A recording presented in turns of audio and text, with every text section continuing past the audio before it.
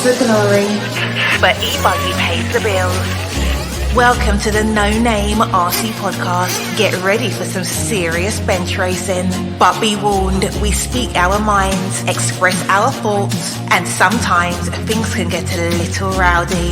Hate, and he just was influenced by the hate coming from the left, the hate coming from the right. And let's get back to more club racing and less of this racing. It's hard not to be arrogant when you're always right. You know? See what I mean? That's exactly why people call you arrogant, Max. You may not agree with everything we say, but it's definitely worth a listen. And our pick, can you stop whatever you're doing? Join your host, Lefty the Great, with co-hosts and guests as they get together to chat RC. Hey, after that race that I watched this morning, I have to talk about it.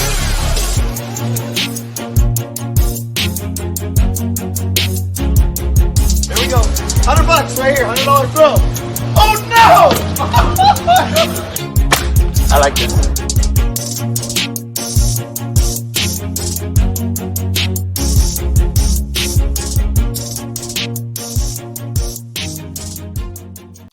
Yes, indeed. Nitro is the glory, but e-buggy pays the bills. What's going on, everybody? Welcome to episode number 301 of the No Name RC Podcast. I'm your host, Keenan White, a.k.a. Lefty the Great. Over to my left is the professor of everything, 1 year older. No, 24, the ripe old age of 24. The professor of everything, Maximus Mortimus. What's up, Maxie? Happy birthday to you, buddy. Happy belated birthday to you. Thank you. I do feel very old now. You know, today, I've been forgetting things. I've been, the steps hurt. Every time I take a step, I have to say, hard to get out of bed, like physically. I think I'm going for, get my prescriptions tomorrow. You know how it is when you get old. Yeah, it's all downhill after 24, buddy. Yeah. All downhill. You know who else celebrated birthday? My young daughter. Hello to Feliz cumpleaños to my little princess, Kiana, who celebrated 6 years old yesterday. And yeah, she's having a birthday party this Saturday. Anyway, Max, we have some podcasts to talk about. We have some topics to talk about. But before we do that, let's say some thank you to all our sponsors and everybody that supports us. Big shout out to the NNRC squad around the world. Without you guys, we can't do this. Thank you for all the support. 301 episodes. If you guys go over to the Ryan Mayfield special, I want that podcast to be the most popular podcast on YouTube ever. It's almost at 3,000 views now. Let's make sure that thing gets 10,000, 15,000 views by the time it's done a year from now or more. So go over there, check it out. It was a good interview with Ryan. I enjoyed it. I probably could have talked to him for another couple of hours, but he had to go pick up his children. I enjoyed it. I'm probably going to have a second part of that next year sometime. Big shout out to the patrons of the podcast. You guys will get early access to our silly season show, which is coming up 302. We're going to release that next week, but we have some news about silly season. We're going to geek out on silly season. That's going to be out for the patrons only, and you can check it out later on this week, or you can check it out when you listen to this. If you listen to, go check out the Patreon, NNRC Patreon, and YouTube members. YouTube members will get it a little later. Patreon is where I'm kind of putting my focus. Links for the YouTube membership and Patreon in the written description below. Please help us out. All that money helps us out. It goes to help pay these bills. And the Patreon, I'm putting a lot of focus on it because it's me who's doing it. Also, a big shout out to these companies. If you are a company and interested in advertising with the No Name RC Podcast in 2025, I don't have it yet. I'm waiting on this guy and Will to do everything up. But I've had a few companies approach me. We're going to have some long-term campaigns, short-term campaigns. If you're a small company, we have something. If you're a company, you have a product release, anything you want to do, it doesn't matter. And you think this is a good place to advertise on it, hit us up in a couple of weeks because we'll have all our tiers for that. Yeah, and if you're a race too, we want to... Oh, yeah, race promotion as well. We want to be able to spread these races that want to become big. I think this year we had, the Nitro Compound has a lot of, push towards having a great venue. They have utilized the opportunity to advertise through us, and we want to try to find those races who want to become big, want to become a national level event or even just a regional large event. And we want to be able to promote that as well. Got a product coming out and you want to put a spotlight on it? We have tiers for that as well. We'll have it all sorted out in a couple of weeks. Waiting on this guy and Will, who's at Masters of Dirt or in America right now. But right now, I'd like to say thank you to all these companies that support us. They are Invisible Speed, High Tech RC, Corsa Tech USA, Sidewinder Fuel, Mayako Beach RC, Techno RC, Clinic RC, Stacked RC, and Racecraft USA. We have some coupon codes for some of those companies and affiliate links. We also have some affiliate companies that support us. Get Shit Done Coffee. We have a coupon code for that. We also have a 20%. Well, it's going to be done by the time we get there. This comes out. But, if you didn't take advantage of the 20% at Clinic RC, then shame on you because he doesn't give many discounts and you could have got one for the last 2 weeks. But check out Clinic RC. We also have a discount code at Donovan RC as well as Carl RC. If you guys use that, it helps us out a lot. We greatly appreciate it. Yes, and a shout out to our drivers, David Runafelt, Robert Battier, Alexander Hagberg, who's going to be at the 10 Skill Worlds next week. Maddie G, who will probably be there too. Pekko Evening, Una Hotnin, and Mason Fuller. Not only was Max celebrating a birthday, but a few other people were celebrating. I'm sorry if I missed your birthday, but here we go. Mark Rumble, good guy. We have an interview of him too. Go check it out. Bobby Blair, Mark Souza, fast Canadian guy running for HB now. Kyle Chura, another fast young Canadian guy. Miguel Perez, Joe Cotta, Dennis Coley. B. Rose has celebrated a birthday. My good buddy Shelby Parker and Austin Schaefer. Just Sargent, also another good friend. Felix Sandberg from Sweden. Clement Boda, Cooper Phillips, David Jura, and the owner of SRX, Max Sonneter. I think that's how you say his name. Yeah, Sunlightner. Very good, very good. Happy birthday to you guys. And hey, enjoy your days. Also, some sad news. We've lost another stalwart in the RC industry, Mr. Randy Lathrop of the Texas RC community. I didn't know him personally, but I saw that he passed away yesterday. Actually, as we're recording on Wednesday. So our condolences go to him, his family, and the RC community in Texas. He seemed to be a very big dirt oval guy as well as an off-road racer. So we definitely send our condolences out to them. Anytime we lose anybody in our RC community, it's just not good. All right, Max, let's have a quick catch up that's brought to you by Invisible Speed. You can find links for Invisible Speed in the written description of this podcast. Go check out the online course, buy the books right there. Seems to be very popular with people. So the sun's shining off it. And light shining off it. Check it out. Invisible Speed. Make your speed visible and stop scrolling. Stop scrolling. You want to be Lewis Hamilton? Learn something new with Invisible Speed. You can't do everything at 100% maximum speed. You have to be smooth. I mean, when you drive a real car, how do you just... When you get to a 90-degree corner to turn into the parking lot, do you go like that with the steering wheel? Do you like slam on the throttle and the brake? No. You probably turn the wheel smooth and get on the throttle smooth. Same thing with an RC car. If you want to learn more and make your speed visible, stop scrolling. Stop scrolling. Make your speed visible with Invisible Speed. I see that Ryan Lutz is promoting something today on his Facebook where you make a decision what days you want to listen to them and have their meetings. Maxie, happy birthday to you. 24 years. I forgot how young you are. I'm honored to be your dad, dude. Literally. Yeah, I think you're just a few years younger than my dad. So I'm 46. So how old's your dad? He's 51. Yeah. All right. And how old is imaginary brother Rex? He's three years younger than me. So he's 21. He's quite old, now that I think about it. You are a lot older. Your wisdom is a lot older than your age, but your youthful exuberance and anarchy is definitely of youthful age. Yeah. But, thank you, man. Happy birthday to you. I hope you enjoyed it. You probably went out drinking and doing finished things, which is great, which you should do on your 24th birthday. Yeah, well, I've been having this struggle since I turned 18.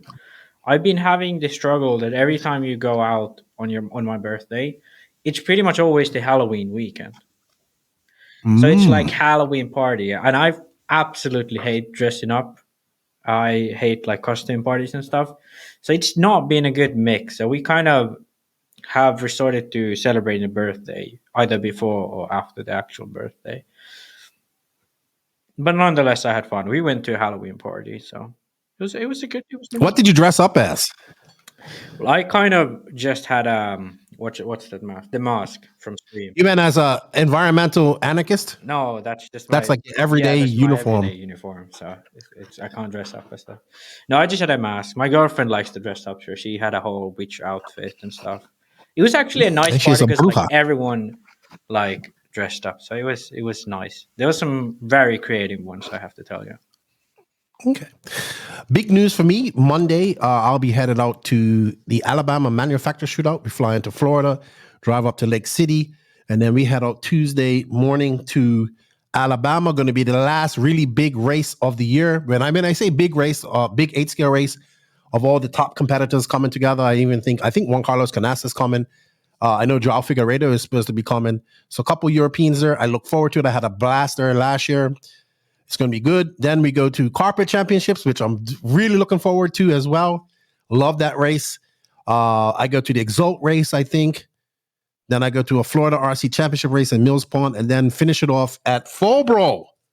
That is going to be at Lake Waccamaw. And everybody is all hyped up about rough, blowing out tracks. Well, I expect to see you all at Fallbro because that's exactly what it is. Fucking blowing right out. I like it. I like watching it. So looking forward to that. Thank you to everybody that participated in the waffle for that. We did it a little bit different. I did the drawing for that. Congratulations. Who won it? Jermaine Mitchell won it. He won an associated Nitro buggy. So congratulations to him. And yeah, thank you guys for all the support with the waffles. We've been doing them now. We're doing them a little bit different now. You buy an e-ticket, you go to the Elite RC Productions website and you go buy it and you do all that good stuff. Yeah, good stuff, man. I'm looking forward to my trip to the USA and it's been an awesome year and this is going to cap it off. I don't really have much rest because I come home for like just under a month and it's back for SIC, Florida RC Championships and Beast of the East and possibly Montpellier because Montpellier is going to be the second weekend of February. If I don't go Montpellier, I think I'll be doing virtual commentary. So we'll see. As we said in this podcast, it's all about RC news, what's been going on. We kind of didn't geek out on that. We celebrated our 300th episode last year and a mild celebration. It was a good chat with Max, obviously a good chat with Mayfield. Go check it out. It seems to be a very popular podcast. Help those likes, those views go up. If you're listening to it on audio only, come over and check it out as well.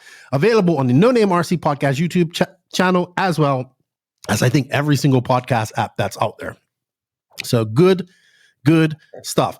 We are doing a silly season report, but that's going to be show 302.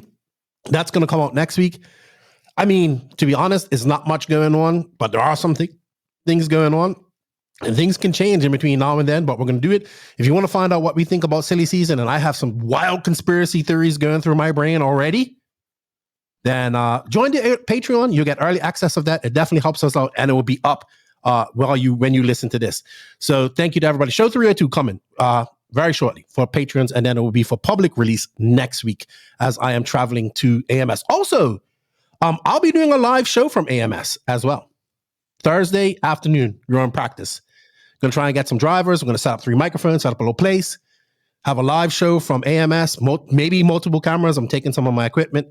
I already talked to Dave. He said, no problem. I've talked to Lance is going to help me. Danny's going to help me. So we are going to do a live show. I think I'm going to start doing some of these more going into these races. Something I've wanted to do. Now I'm going to do it. And as you see, Max, big news. I'm in the new studio. I got paper here. I just saw it. That's not looking good. I'm going to have to move that. But we've been in the process of moving the studio to my house. It's a little smaller. It's not finished. It's kind of makeshift.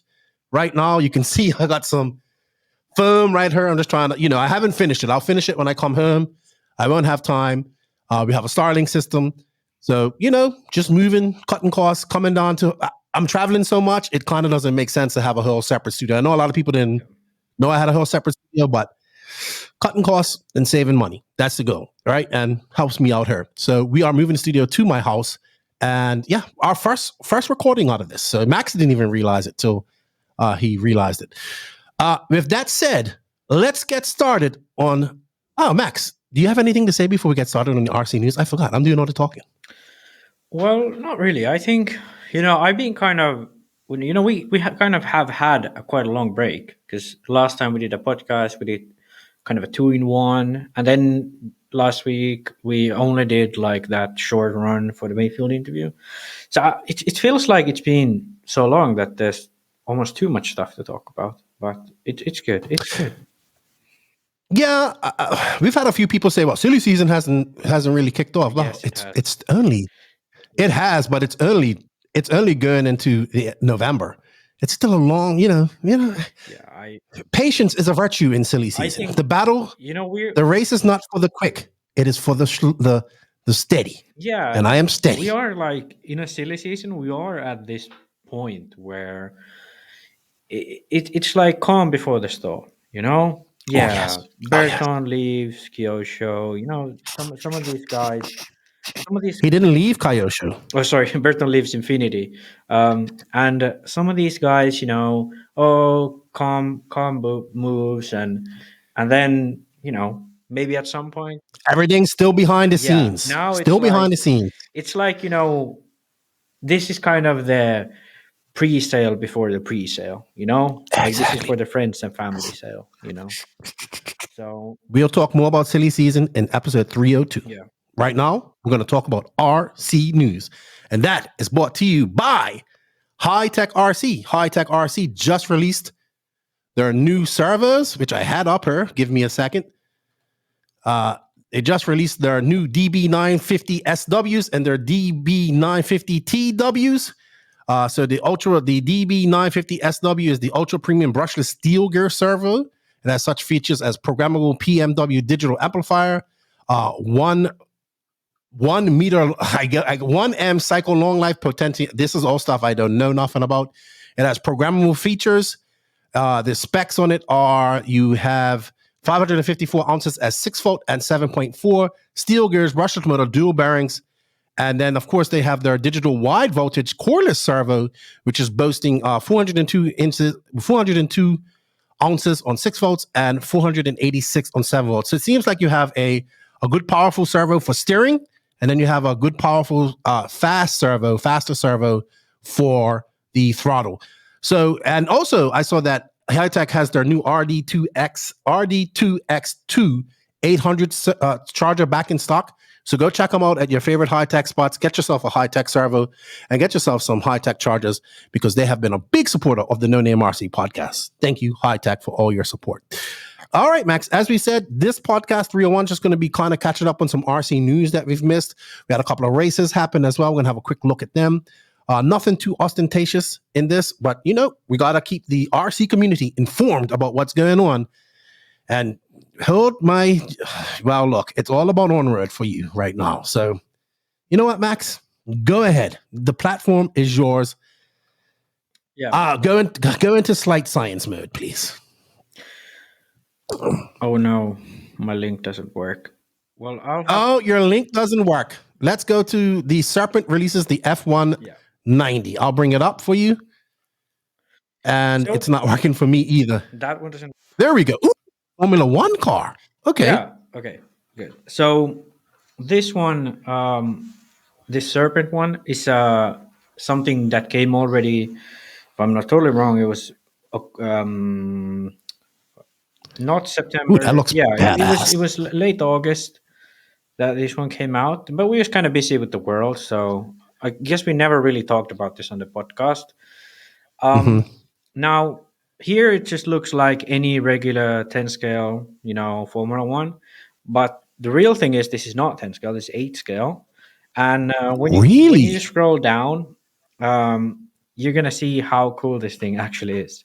Now there's some negative stuff, but I'll leave it for a bit because I just want to get all of you guys excited about this because this is so cool. So yeah, 4-wheel drive Formula One car with like a kind of a crazy drivetrain, and you scroll down even more, it's going to get cooler the more you go down. Look at the drivetrain, that's so straight. Yeah. So it's got diffs. Yeah, well, okay, this is just regular stuff. I don't know why they started out with this. Just go down. Front, they have a spool. Oh, okay. Shocks. Okay, but then look at this thing. Well, they have tires. The tires are pretty cool. Okay. Yes. Where do they introduce the cool stuff? I forgot it was like. Hold on. So this is using 8 scale. This thing is gonna fucking fly. Yeah. Okay. So let me just start off with the lame stuff. So it is 4-wheel drive, even though Formula One cars are 2-wheel drive. And it's not nitro, it's electric. I don't know, more user-friendly, but it would be cool if it was nitro. Now, let's go to the cool stuff then. So it has full pull rod, like suspension system. front and rear. Front is push rod, rear is pull rod. So you have the shocks laying against the chassis. Then you go down, you see the arms. The arms are like pretty similar to what actual F1 is, like super aerodynamic. They like look like real A1. Then you go even lower. You can see. Okay, this is probably the coolest part of this. Like if you just look at this and you know how real F1 cars look, this is like so cool. So this is the rear end of the car, and you have this like 3-arm setup.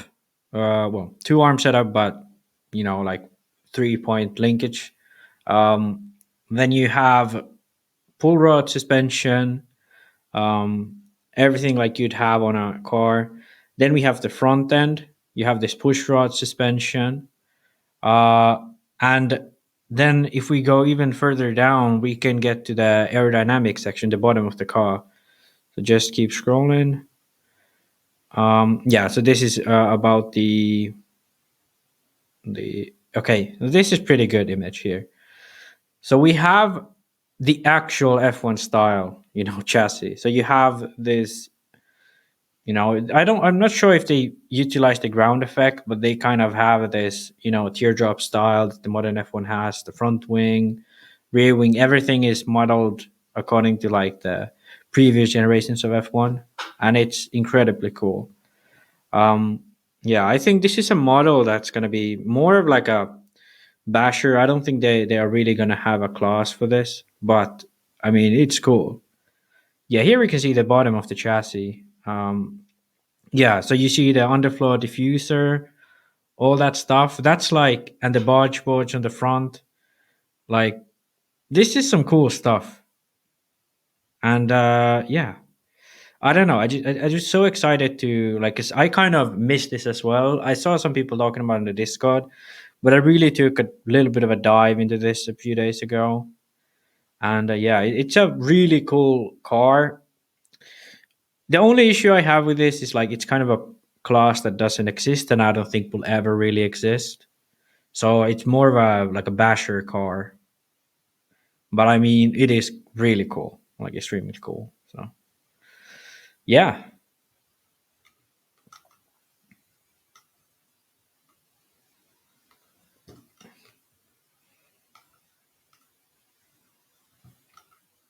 Yeah. That's kind of all I had. Are you still like geeking out on this, or? Oh yeah, I'm geeking out on this. Sorry.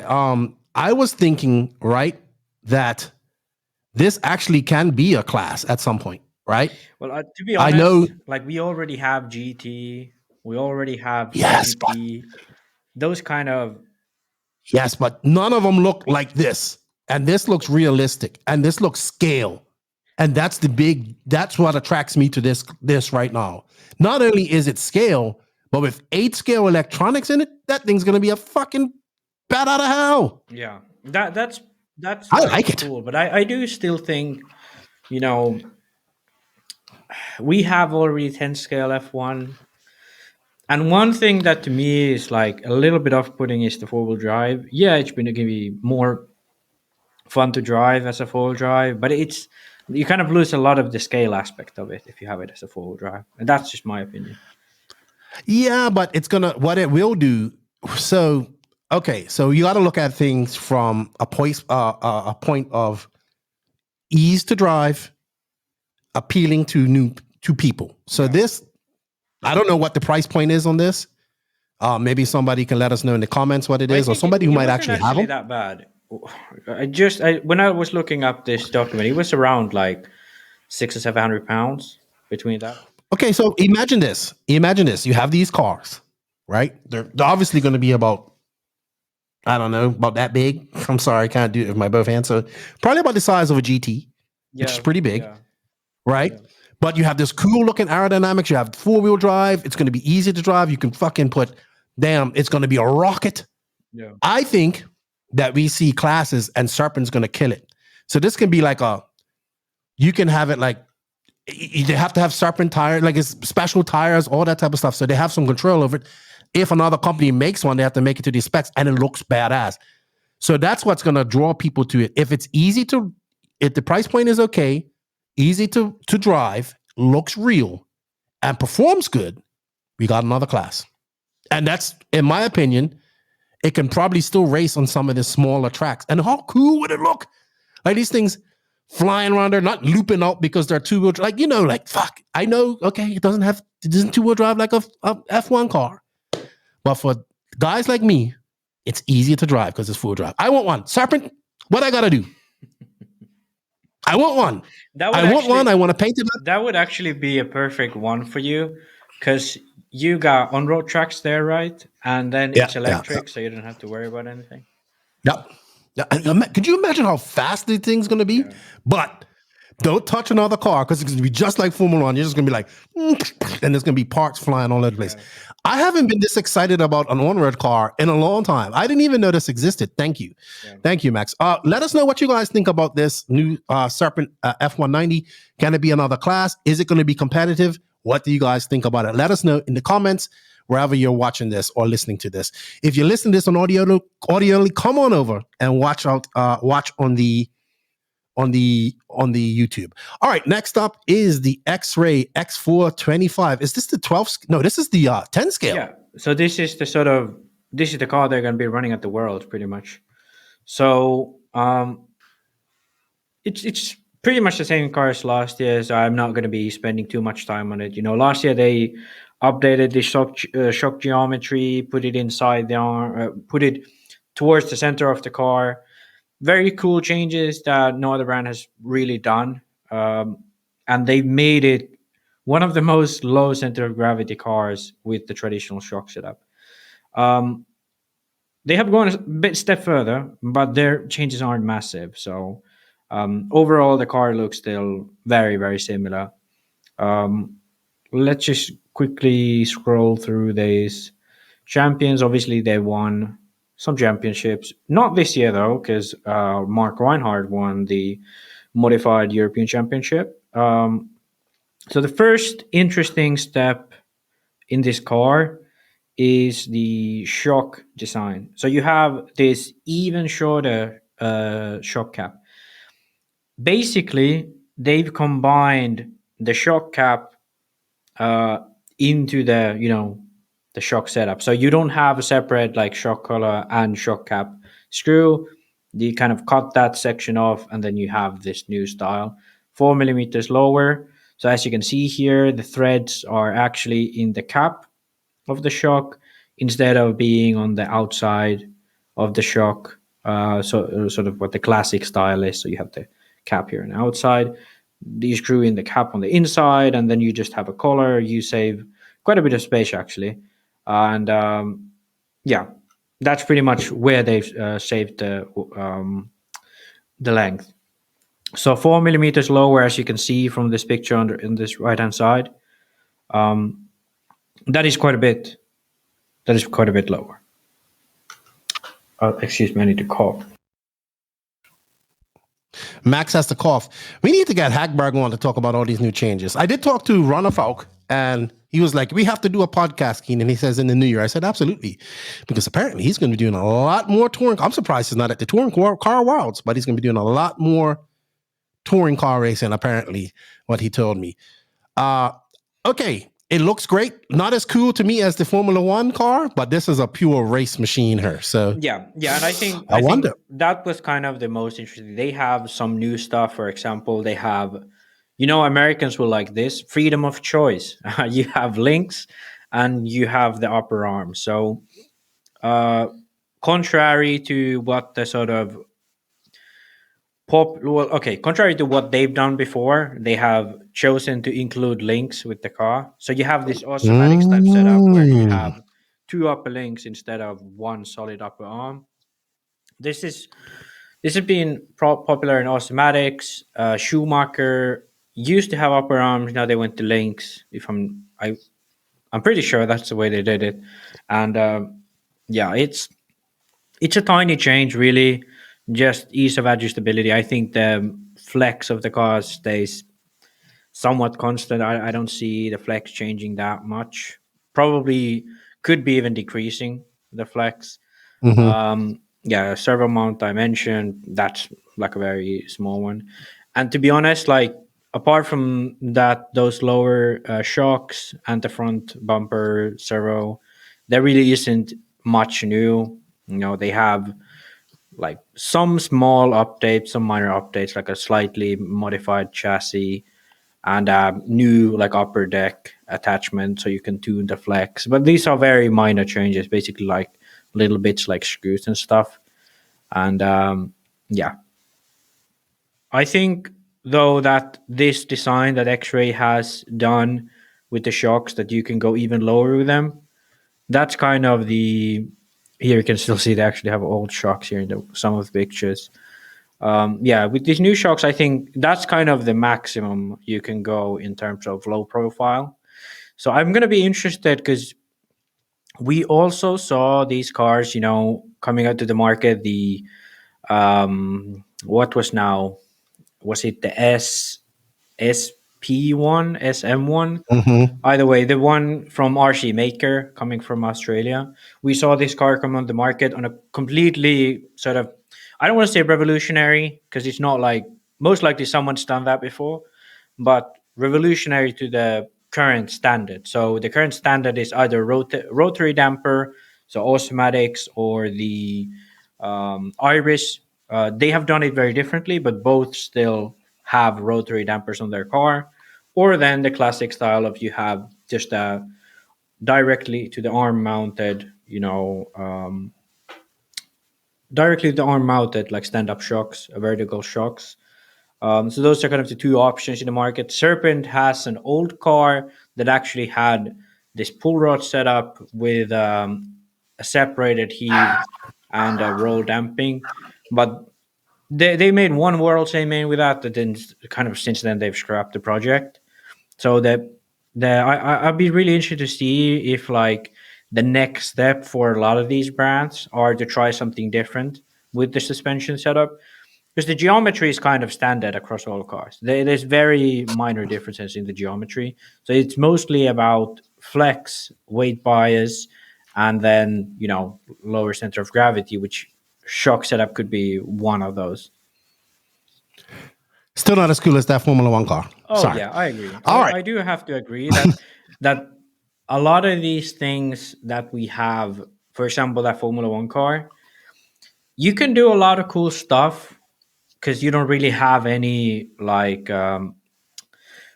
restraint in terms of performance. So X-Ray cannot go and do something very different, like let's say Agama N1. We're going to talk about that in a bit because they have some new stuff from VRP. But the Agama N1, a lot of the guys who ran Agama left because of that car, because it takes time, So for these brands to innovate that in that sort of a quick way, or sort of a big one splash into the market, it's like really difficult. So that's why I agree with you. Like the F1, it's incredibly cool compared to something like a regular touring car, which we rarely see that cool.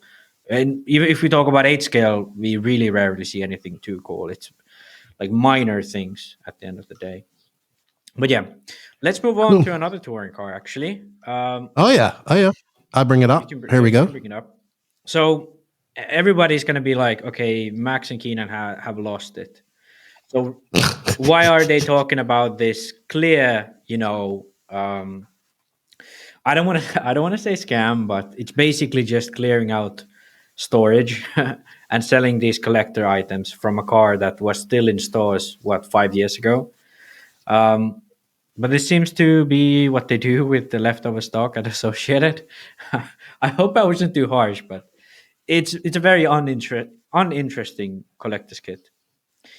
But I haven't heard too much. Everybody's like they should have released the TC3, which I 100% agree with. I agree that, but the thing, that's why I said what I said, that they just want to clear some stock. And I actually probably know why they have done this. So let's show a few pictures so people can remember. This was the last touring car. You can scroll down, Keenan, so people can see kind of what this is. So this is the last touring car Associate ever had. If you look at that, that looks pretty much like a 4-wheel drive buggy. If you look at those shocks, so it's kind of It's so different, right? It's so different from what we have these days. Not even active rear towing, nothing like that. So, okay, I don't really want to talk about this, but I had to show this because this is kind of what I think is used to spark something new. So let me now. Let me show you guys something I found on Facebook this one day. Now, this is Kyle Klingfort. He's the designer of the Associated B7. He's been driving on road for a while. He's been used to driving with an automatics actually. But I recently saw a post on his Facebook where next to the Reedy logo on his body shell, there wasn't an automatic sticker. There was only Associated and Reedy stickers. So let's just bring up. Can you bring up this video? Actually, I don't know how this plays, but where is the video? Okay, here we go. yeah. So I don't know how this is going to play. Hold on for a second. Yeah. So this is Kyle making. Yeah, this is Kyle making it around finish line raceway ahead of the Worlds. And to be honest, it's a stock car going around, so it's nothing too special. The interesting bit is actually here in what he writes. My really powered TC and an @ sign or end sign. So I don't know, like yeah. So if I put my mouse over that really looks like an 8. Okay, and we know the last touring car Associate released was a TC 7.2. They're going to the Worlds, and okay, this could be Kyle, playing around, inside joke. But then I also saw this. This is, let me put it on the screen. We have Rick Howard. So basically, what you're thinking is that Associated's coming over a touring car, which would be smart of them to do it because there's lots of potential Associated touring car drivers, I would say. Yeah, so we have Rick Howard. He's there. They have been practicing a lot with Kyle. And that's a hashtag TC ? So something's brewing. Something is definitely brewing. Okay, could it be that they are releasing a new one? I think it's very likely. So you have a car designer that sort of favorite class is on-road, 10 scale on-road. He designs a 10 scale car for you. It's very successful. It's fast. All the people like it, blah, blah, blah. Reinvents sort of the B6 to a modern version. So I think he has kind of talked AE into going back into the touring car market. And to be honest, I don't see it as a bad move because touring car is picking up in America. But I think this is just a very interesting development because the touring car market, just like the 8-scale market, is very saturated. So it's definitely not going to be an easy... To an extent. It's not as saturated as the 8-scale market. But if you talk to like XRAY, they'll tell you that the most popular cars, what they sell the most is a touring car, on-road, touring car, and 10-scale buggy. Yeah, but that's XRAY, so yeah, but that's also I would say that the on-road market is a smaller market than it has a lot of different cars. Yeah. But it doesn't have 20 different chassis in it, like 8-scale. Well, and the same can be said about 10-scale off-road. Not as much as 8-scale. Not as much as 8-scale, but it has definitely more than 10-scale, and they have definitely less drivers in America. Yes. In Europe, it's different, but I don't think Associated can push through in Europe. No, but what they can do is push in America and offer something different. Yeah. If they come up with something that's capable of competing with the current cars out there, because design has changed completely, right? Yeah. So we'll see. It's going to be interesting. We have to keep our eye. Where there's smoke, there's fire. Yeah, so, and we got to be kind of like noticing that you don't sell out the rest of your stock of the TC7 if you're gonna make something similar. You're gonna make something totally new, totally like from white paper, basically working from onwards. Absolutely, absolutely. And we also going to have some talk about what's some moves that's happened at AE, not on driver side, but in internal company side, in the silly season show. All right, up next, let's put it up here. This is the Vision Performance Kit made by the gentleman who does the Vision pistons. Yeah. So go ahead, Max. There you go. Do I have it? VRP pistons. I have it right here. I've got it up. Yeah. So basically, like I said before about the Agama, they made a very drastic change to the design of the suspension geometry. If you can scroll down, we look at this one. Yeah. So this is now the VRP one. Can you scroll to the front view so we can kind of see? So this is the VRP one. And as you can see, it's still laid down. It's still something different. But instead of... More traditional. It's more traditional. So instead of having those shocks like laying on top of the diff casing, having a really, really long arm from the A-arm attached to the bottom of the shock, and then decreasing the motion ratio massively. So basically, you have a really short shock. Okay, that's what the Agama N1 did.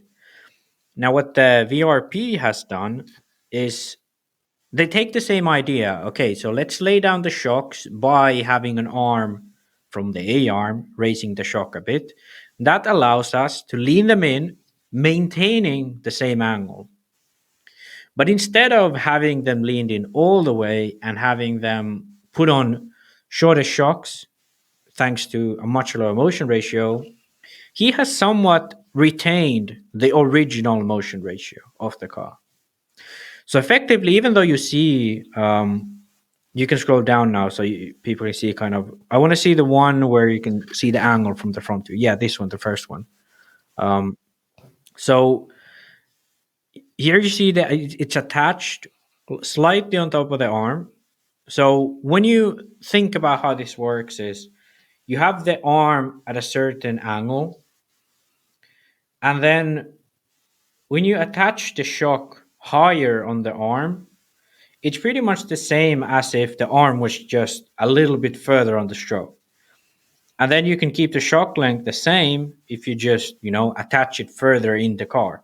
That's why they're so laid in and so close together in the center of the car. This has been done by the Pictor, by the Ish, by a ton of different cars in the past. And this is sort of, it looks weird. It looks like it shouldn't be like that. It looks like this is so shock, so laid in, blah, blah, blah. But at the end of the day, I'd argue that, obviously without any measurements, but I'd be pretty confident to say that this is very close to the original Agama motion ratio and progression. So, yeah, that's pretty much an interesting development. They are trying to gather a group of guys who are going to run this. I think it might actually work. It could be that the people that run Agama might like this more. Personally, I think it has much more potential because the issue with Agama is the very low motion ratio. It does offer some benefits, but at the end of the day, it's going to need a lot more testing with pistons and springs. It's going to be a lot more precise. I'll tell you who's not happy about this, and that's John Hazelwood and Agama. Oh, they won't be liking this because obviously this is kind of like, hey, you guys do the design, and it kind of sucks, and I fixed it. So, but you know what? I think the appeal to the Agama is the actual shocks on top of each other, and I've seen this car because Don Elliott and my buddy Will McIver. Congratulations to Will McIver, just had a baby boy as well. They run these cars, and I've seen these cars go on probably one of the roughest tracks I've ever seen, which is Fullboro track. Yeah, I've seen them go on smooth tracks, and they're capable, and they love them. Yeah, and they're not running none of these parts that VRP is doing. So I know that VRP, the gentleman from VRP and Agama have had some issues, right? And I get it. I 100% get it. Like you're taking a car that's innovative, first innovation, and then change it. But now it's kind of, for me personally, as just a pure visual opinion, it kind of just goes back to being a regular car. I agree with that. I agree with that. But I mean, You know, so if in terms of performance and center of gravity, this one has most likely lower or very similar center of gravity as the N1. And in terms of performance, I'd argue it would perform better than the N1, at least right now, because you're still working with similar shock setup, similar shock length, similar springs as you were with the previous model. That is kind of a proven, and you can be confident that you know what to do with this shock setup to make it work. So I'd argue this version of the N1 is going to be better in performance in theory and on track because of those things. But yeah, I but also it's 100% like, agree with you that if I saw this or I saw the N1 and I didn't think much of it, the N1 looks like the original N1. It looks much more interesting. It looks so much more interesting because it's mhm. so different. You don't see that, like the shocks are not where you're naturally expecting to be, and that alone is so different. But to me, the So issue I is did hear that he's also. I did hear so that he's also offering people to drive this car. One of my buddies was telling me that he got offered to drive it and test it out. yeah. But so here it is. We have another chassis and already saturated. Already, so we have a version of another chassis. So you got to go buy the car and then buy the kit, and He it's sells. not going He to end well. It's actually. not going to end well for him. Agama's going to be pissed off. The true Agama people are going to stick with the true Agama, and then he's going to have it's going to be another brand, another kit based off the Agama. I don't get me wrong. I think like what he's done and everything that you just talked about is cool. Mhm. But for me, it's not as cool as the later on shocks. And that was the big attraction. But we have to see. We have to see if some top drivers drive this. I don't know who's going to drive it and see how it performs. I believe that it probably will be a better performance. But I have personally seen the Agama N1 on some of the roughest tracks in the world do well. Yeah. With It's just not. average, Yeah. I wouldn't say average drivers, but good drivers on a regional basis. Yeah. Like Will's a good driver and Don's a good The driver. thing with So I don't know what the future holds for this. I think it's more of a passion project than anything, exactly, yeah, and I think that right? the sort of just so people kind of also understand, this project was started when Tyler Jones, who VRP is a very Mm-hmm. big sponsor, probably his biggest sponsor, actually. Tyler Jones was running Agama and he was struggling with it, and I think that's why he ended up leaving Agama because he was struggling with the car, and then Probably comes back to just to have fun and race this. I don't know. He's now with Sparko. I think pretty okay with. Ooh, somebody else is with Sparko too, but we'll talk about that in silly Yeah, season. but basically, then this guy at VRP, he saw, okay, this isn't working. Let's try something else, but similar. He evolved into the first edition, which is just attach the old longer shocks, keep the same geometry, otherwise, pretty much. And then now he's this, so he has achieved a lower center of gravity. I'd assume. Otherwise, I don't see why he would do this. And that's pretty much like the difference here. And I think the sort of big takeaway from this is if this catches on within the Agama community in America, and then people test it, this is very easy to do on your car. Like if you have an Associated, if you have a Spark, or if you have whatever car you have, it is really easy to do. Like as long as you can attach the rear wing mount, this is really easy to do. Like you just print out, you like machine out new shock towers. You do a little bit on the arm, and that's kind of it. Like you're good. And I think this is something that JQ has been like a proponent of. He explained this in the Discord, and I think it actually could be that this kind of internal battle within the Akama community will transfer into other bands tuning their shock geometry and setup. Because the weird thing about 8 scale is we still drive straight arms. 10 scale, gold wing arms, front and rear, both on tool drive and four-wheel drive in a lot of these cars. In touring cars, a lot of these touring cars these days have gold wing arms in theory because the shock is mounted below the line of the arm. And it's still a bit weird why we haven't done anything with the shock height relative to the center point of the arm in 8 scale. And I think that there's going to be some brands who are going to try stuff. That's for sure. Okay, I can see that. I can see that. Time will tell. I'm sure I'll see this car at some of the races that I attend over the next year. And but let's move on to the next big thing. That's something that's been people been waiting for quite some time.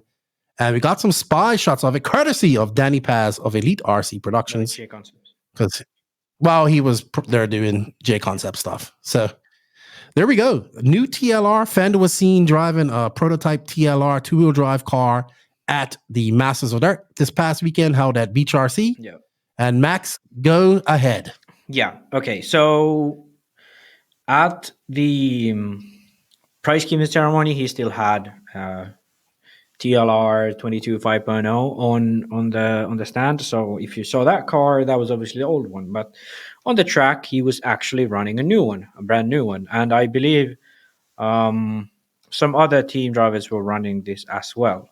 And from some gossip that was happening at the event, apparently this was like the first like proper outing with the car. I don't know how much testing they have done, but so the first outing. So we'll start at the front end. From this, it's hard to say precise measurements, but from this, it's quite obvious that the front pivot is very narrow. Now, is it as narrow as the B7? Is it really that much narrow at all? I don't know, but it definitely looks narrower than the old version, which is with 22 5.0. Now, front arms, I have to be honest that these remind me a lot of the associated arms. So there is a possibility that these are not TLR arms at all, that they are just using associated arms. That's just a theory in my mind. So don't take that too seriously. But they don't have that distinct OG TLR style anymore. And they look quite long. So another thing. Then the front shock stay, instead of having the shocks mounted in front of the tower, they are now behind the tower. Sort of a similar thing with the AE. This mount for the front wing, again, mounted to the tower with this mount very similar to AE again. I don't want to stress on this too much because it's still, there's something nice at the back, so just wait for that. And then the upper link mount, I do think it's a bit odd how high they made this, because I bet there are going to be guys who do want to try going lower than they are here. So I don't know if they can change that still, or if this is something that maybe it looks that way. That could be the case too. But yeah, either way, very associated-esque front end. Apart from obviously then the hub. So they still stuck to the OG TLR style. So you have the hub here, like a 4-wheel drive, and then you have this sort of C knuckle. Instead of a C hub, you have a C knuckle, and then you have just a regular hub. Maybe that would be called an O hub, then I don't really know. But that's basically the style they've gone for. And I mean, if I'm not totally wrong, it's very similar to what the previous model, what it was like 5.0 was. And that's cool and all. But major change in the front is the narrower pivot. Then in the rear, this is where the interesting stuff happens. So as you can see from this, that reminds a lot of like a rear motor car, because you have the shocks behind the tower. I thought I was going crazy because I was like, this motor seems to be way backer. Yeah, but actually what's happening is, if you look at this, the shocks are in front of the arm, but behind the tower. Uh-huh. And then you have this, it's hard to see from this image of what the wing mount actually is attached to, but it reminds me a lot of the HBD4 wing mount, where it attaches to the top of the gearbox, and then it's kind of this, like triangular shape from both ends. It looks a lot like that. And first I was like, okay, is this just an aesthetic thing? Why would they have done this? Number one is, very small adjustment of weight bias towards the front. So obviously, all these screws from the shock tower, from the shock attachment, they have forwards. It's not a lot, but it's 10 to 50 millimeters forwards, and it's what is it? This whole thing probably around 20, 30 grams with the screws and everything. So that's a significant weight to move forwards. But the big thing why I believe they've done this is instead of all the other two-wheel drive cars on the market, when you open the rear diff casing, the shocks come with it. So you have to detach the shock top end or lower end, whichever one you prefer, to get the diff out. Here, you basically just have to take the wing mount out. So it's very easy. The diff just most likely pops out like this, which they actually never had even a quick release diff case before. So a very good looking system as of this picture. And to be honest, like if we look at some of the other photos, it does have a really cool like rear motor style look to it because it's so far So forward. you can see here in this picture, if you just zoom in a little bit more, you can see how like it looks like the shock is on a different angle. Like, you know what I mean? Like Yeah. I mean, the angle of the shock is quite similar to other buggies. So you have the top end a little bit forwards. That's not necessarily that different. But I think the big difference is just like it's all forward. So instead of in the previous design, they had the front shocks and the rear shocks in front of the tower. Now they've gone not only the front, but rear as well. I think this is really cool. It's very different looking. Like weight bias wise, yeah, there's a difference for sure, but it's not like a huge change in a car, but the visual change is massive. And also the most likely the workability of the car. And now if we look at this spur gear, it could be a placebo that because the tower is so far forward, it looks like, you know, the motor is really far back. But I have to say that it doesn't look like as far forward as, you know, some of the carpet cars out there. So for example, the AE with the 5-gear gearbox, they tried to put it as far forward as possible. I do believe this is a bit further rearwards than that, but again, it could be just placebo because of the shock tower. But it's not that. I don't believe it's more rearwards than the previous model. Or then it's a possibility that they come out with two separate gearboxes, one for low group and one for high group. Yeah, but it's a very cool looking car. I'd have to say it's about time for TLR. But overall, I think it's going to be really, really cool to see how this does when it comes out to the market. All the TLR guys are rejoicing, but how long will they be rejoicing if what happens, what I think is going to happen? Yeah. Yeah, but that interesting was, stuff. That was Interesting probably stuff. my favorite news because, you know, we've been seeing all these 10 scale cars. Like Mugen came out with a 10 scale car and Associated, the B7. It was interesting. They actually did something cool. But, you know, Schumacher released a new two-wheel drive and it was like you couldn't even know what's different. Same with Mugen.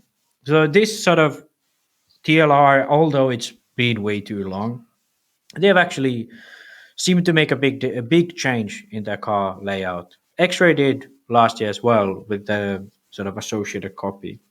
So yeah, front end of this looks Associated like as well, but front hubs, rear end looks completely sort of own for them. So interesting, very cool. I mean, and waiting for this to Cool be stuff. fully released. Cool stuff. None of this is as cool as that Formula One 8-scale car. Though. Yeah, I know. None of it. I know. None of it. None of it. Best thing I've seen in a long time. All right, let's get on to some quick race caps brought to you by Corsa USA. It is your one-stop shop for all things Corsa in the United States of America. You can purchase all your Corsa range of products for nitro and electric-powered vehicles and accessories used by world and European champion Robert Battier. Established in 2022, Corsa was founded by Adrian Bertin and Oscar Jensen. Corsa is made by racers for racers, all available in the USA. You can find all the stuff at Corsa in the link in the written description. Thank you, Corsa for all your continued support. We greatly appreciate it. First up, We're going to talk about the Reg GP 2024 held at Ospitine in Gusago, Italy, 11th to the 13th, October 11th to the 13th. I've been there before. Very nice track. Hasn't changed much. We've seen it quite a few times. And pre-race talking points was last time we're going to see Ongaro and Canas go head-to-head in 2024, which is correct. And Boots and Polito have a very good track record here. In fact, they had a very big battle last year where at this very race where I think that Boots was completely robbed of a victory. This is also where Reds also kind of does all their testing. So this is a race that happens all the time. And I had Boots winning this, followed by Ongaro and Canas. You had Ongaro, Boots, and Canas. And Will was here. He had Ongaro, Boots, and Canas. Polito, well, Ongaro kicked ass. He won E-Buggy, followed by Boots and Tresavant. Tresavant's WRC, right? And in Nitro Buggy, it was Ongaro, Canas, Boots. And I think just like for me, it's just kind of like Ongaro saying, all right, see, I'm not only a 3-time world champion, I kick ass everywhere. Because Ongaro has not had the best of luck at this race, at this track. It's like his kryptonite. Yeah, right? So yeah, we said this in the previous podcast when we was discussing this. I think Will was there as well. So we said like, okay, if he wins here, then it's like everything is over. You know, he's the one. He's the chosen one, you know? And he absolutely dominated, like no question about it. Like if we look at the main, like he absolutely took off. It was it was like crazy. Okay, qualifying sure didn't go his way, but he won by half a lap over Canas, you know? And this is the track where, you know, this is not Ongaro's track. We said this so many times. This is not his track. He has gotten beat by Canas here in 2022 at RCGP. He's never won these Reg GPs here. And this year at the Italian race, he left before the podium. He left before the podium because he was so pissed. So now he comes here after his fresh Worlds win. Sort of a disappointing Euros, but off good pace. And then domination at Boggyland. And now wins this by half a lap. Boots took the TQ, sure. But at the main, no one could touch Davide. I am pretty sure he led from start to finish. I could have had a moment there in the beginning where he wasn't in the lead, but pretty much most of the main he was leading. And then not only in Nitro, he also like was good in E-Buggy. And like he won the E-Buggy Euros this year, and he did it in very like dominating fashion, as you remember. I don't think like anyone has anything on him right now. Like no one from Europe, definitely no one from America. So yeah, it's like who is gonna be this guy if nothing changes for him or for others? Like I don't know. I don't think anyone can really beat him. I mean, Canas kind of did this last year. Like he was hot in the beginning of the year, kind of fizzled out at the end of the year. Kind of similar this year. I don't know, man. What? Ongara's just kicking ass. He is coming to America more next year, which I'm excited to see. And I think that's the next step for him. Even though like Mayfield was saying he doesn't need to win in America, I think he does. You know, I think he does for himself. Well, I think I mean, he has one in America, but the thing you know, to me is think about it. Think about it. Your competitors, Ronafalk, Boots, Canas, Barufalo, all vicious competitors of yours, all have wins in America. Yeah. No. Yeah. Davide has won in RCGP in America, but it took Ronafalk at DNF for him to get that. Yeah, because Ronafalk was nominated. Yeah. And so my take on that is he doesn't necessarily need to come to America to prove that he's good. No. But in my opinion, he does need like to be at least competitive in America, like be able to win at like the most American race, which would be a Silver State or a DNC, for it to be like, okay, he is the best of this generation in everywhere. No questions asked. Like nobody has anything on him. But if he goes like, because he's been the number one guy since around 2018. Like overall, if you look at from all the races from 2018, he most likely has more wins than most of the other drivers combined, and he's been able to consistently beat these guys. He did drop off at some point a bit, but he's like at that level where he was 2018, where he was winning by half a lap. Apart from the Euros, obviously, he still doesn't have a 8-scale Euros win. But I think like the only two things you could ask from this guy to be stamped the GOAT in 8-scale off-road is a win in America and a win at Euros, which I think, I don't think that's like something he cannot do, but that's like the only things he has against him. Like the only thing you can say, well, he kind of suffers when it's dusty and low grip. Okay, yeah, that is true. And then you can say that he doesn't have a Euros win. But everything else, statistically and like as like emotional wise, everything else points to the fact that he's the greatest 8-scale racer of all time. You know? I wouldn't dispute that. And I think that's the only thing he still has to accomplish for us to be like, and he has plenty of time. He's like 23. I know. So that to me, that's so insane how good he is. He's, in my opinion, he is the greatest of all time in 8-scale. But I think those two things, if he accomplishes them, there isn't even a dispute. You cannot say anything but him after that. You know what? If you want to have Davide Angaro on this podcast, send him a message. All of you say, when are you going to go on the No Name RC podcast? Because I want to have him on there. I know it's maybe, I probably know the reason why it's not coming under, and it begins with an M and ends with an X. Yeah. But I want all of our supporters to flood his social media, Instagram and Facebook, and say, hey, when are you going on the No Name RC podcast? Because I want to interview that man. I like Angaro. I like his dad. I like Davide. I like him. He's awesome. Like, they're awesome people. I want to interview that dude. Like, I do. Everybody, if you listen to this, go right over to his Facebook, Instagram, and say, hey, when are you going on a No Name RC podcast? Go to Google Translate, put it in Italian, because we need to apply pressure. We need to get him on her. Like, you know, we've come close. Yeah. Probably not as close now. Probably lost a lot of distance because he was kind of pissed off at us, mainly you. But now I want to get him on her. He's awesome, dude. But I, as a competitor myself, you have to constantly test yourself, right? Yeah. And that next, when all your biggest competitors have that win, it will happen. It will happen. All right. You know what, Max? Let's get on to the AZ Octoberfest, wait. which happened. Before we do that, shit. I need to correct myself. The TLR 22 5.0 does have quick release diff.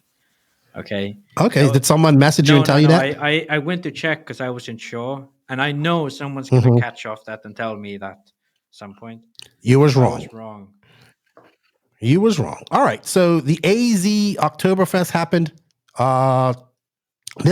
2 weekends ago in at the Nitro compound.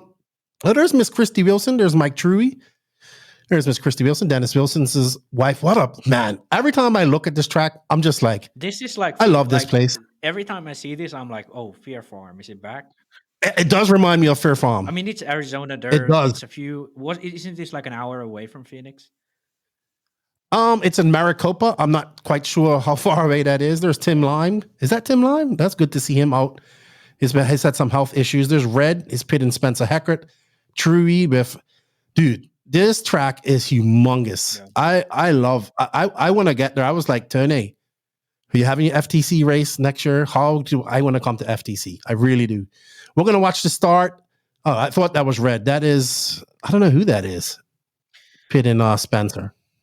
Yeah, but let's just watch a little bit of this, and then we'll see if Mayfield won this. By the way, Mayfield dominated 8-scale Nitro Buggy and E-Buggy results. Did FCJ go?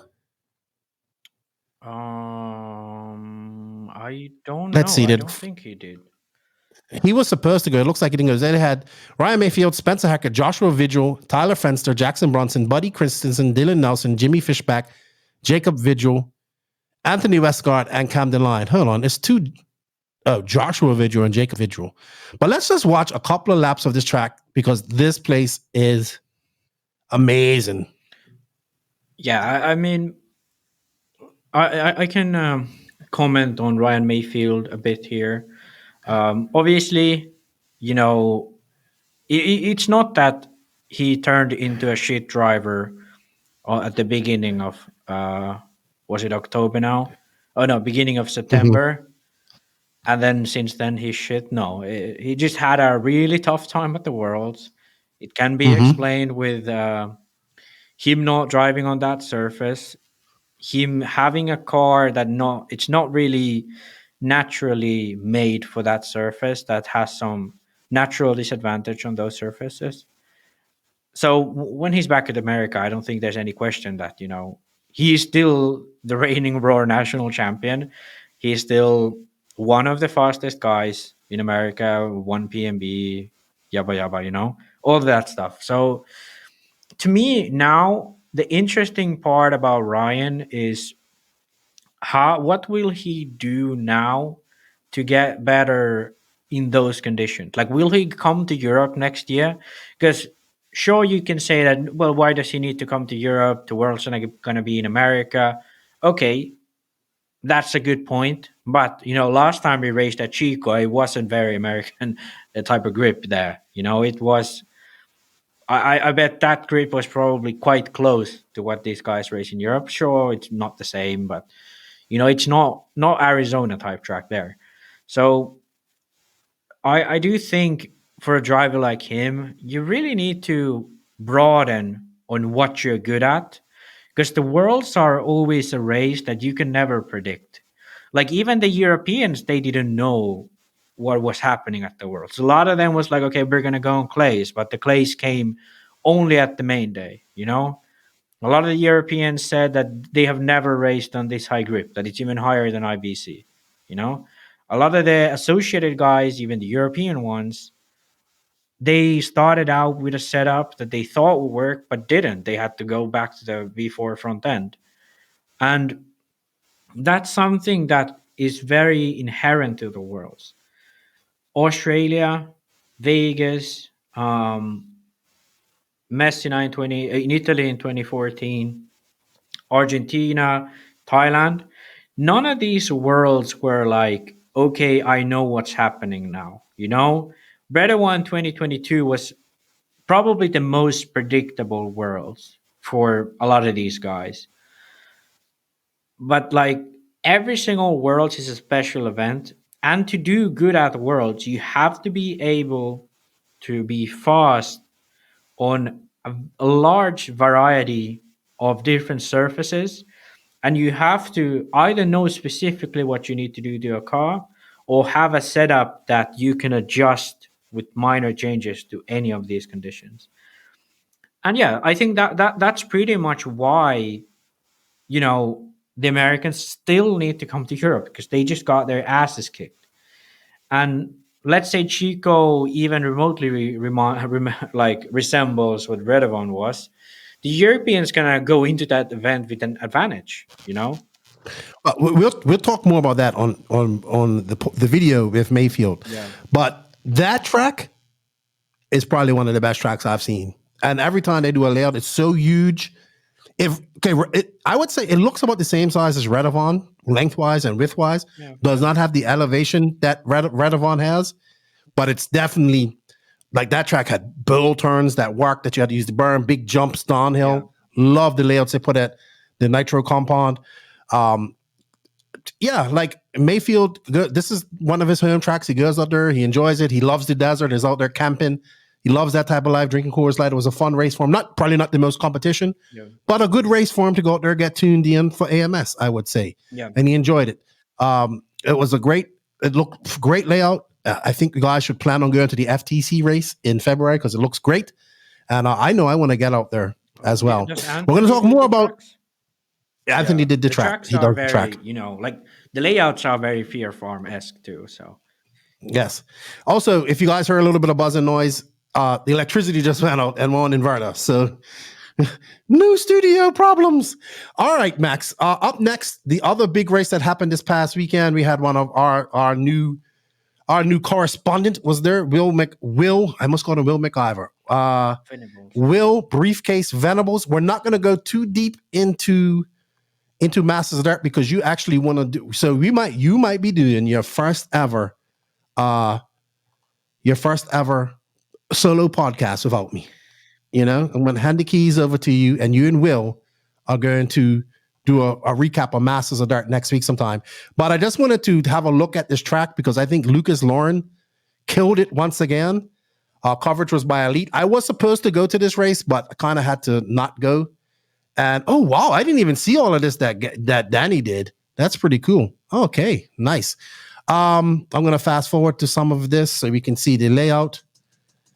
So that's pretty cool. They went through all the drivers. So last year at Masters, which had a big turnout, the fucking consistency cowboys were crying because Lucas made a track basically, which was a supercross track for 10 scale in this track. This year, I think the track was more like a pump track. You'll see it. We're going to show a couple of laps.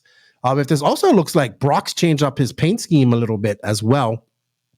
But in the end, it was Dakota Fan who becomes the 4th time mod Masters of Dirt. So how it works is you have to race.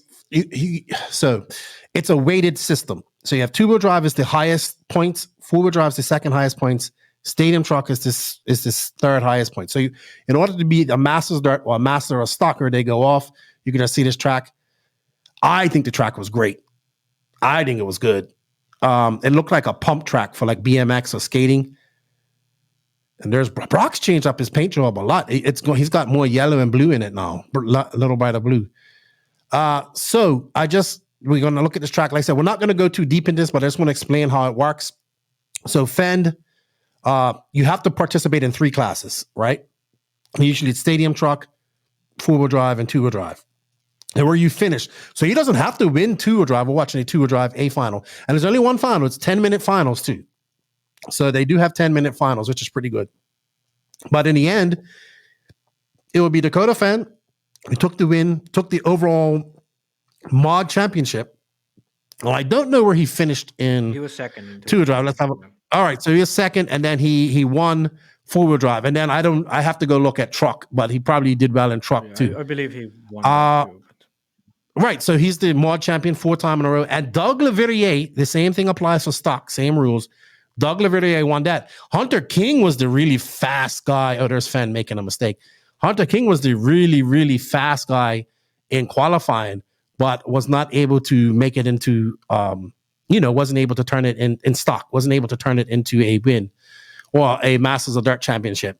But like I said, you and Will go into this next week sometime, so expect full science mode from Briefcase. Oh, look at Aiden. Look at that mustache. Horn won stadium truck. Fend was second in that. Oh, he needs to shave that mustache. That's what he needs to do.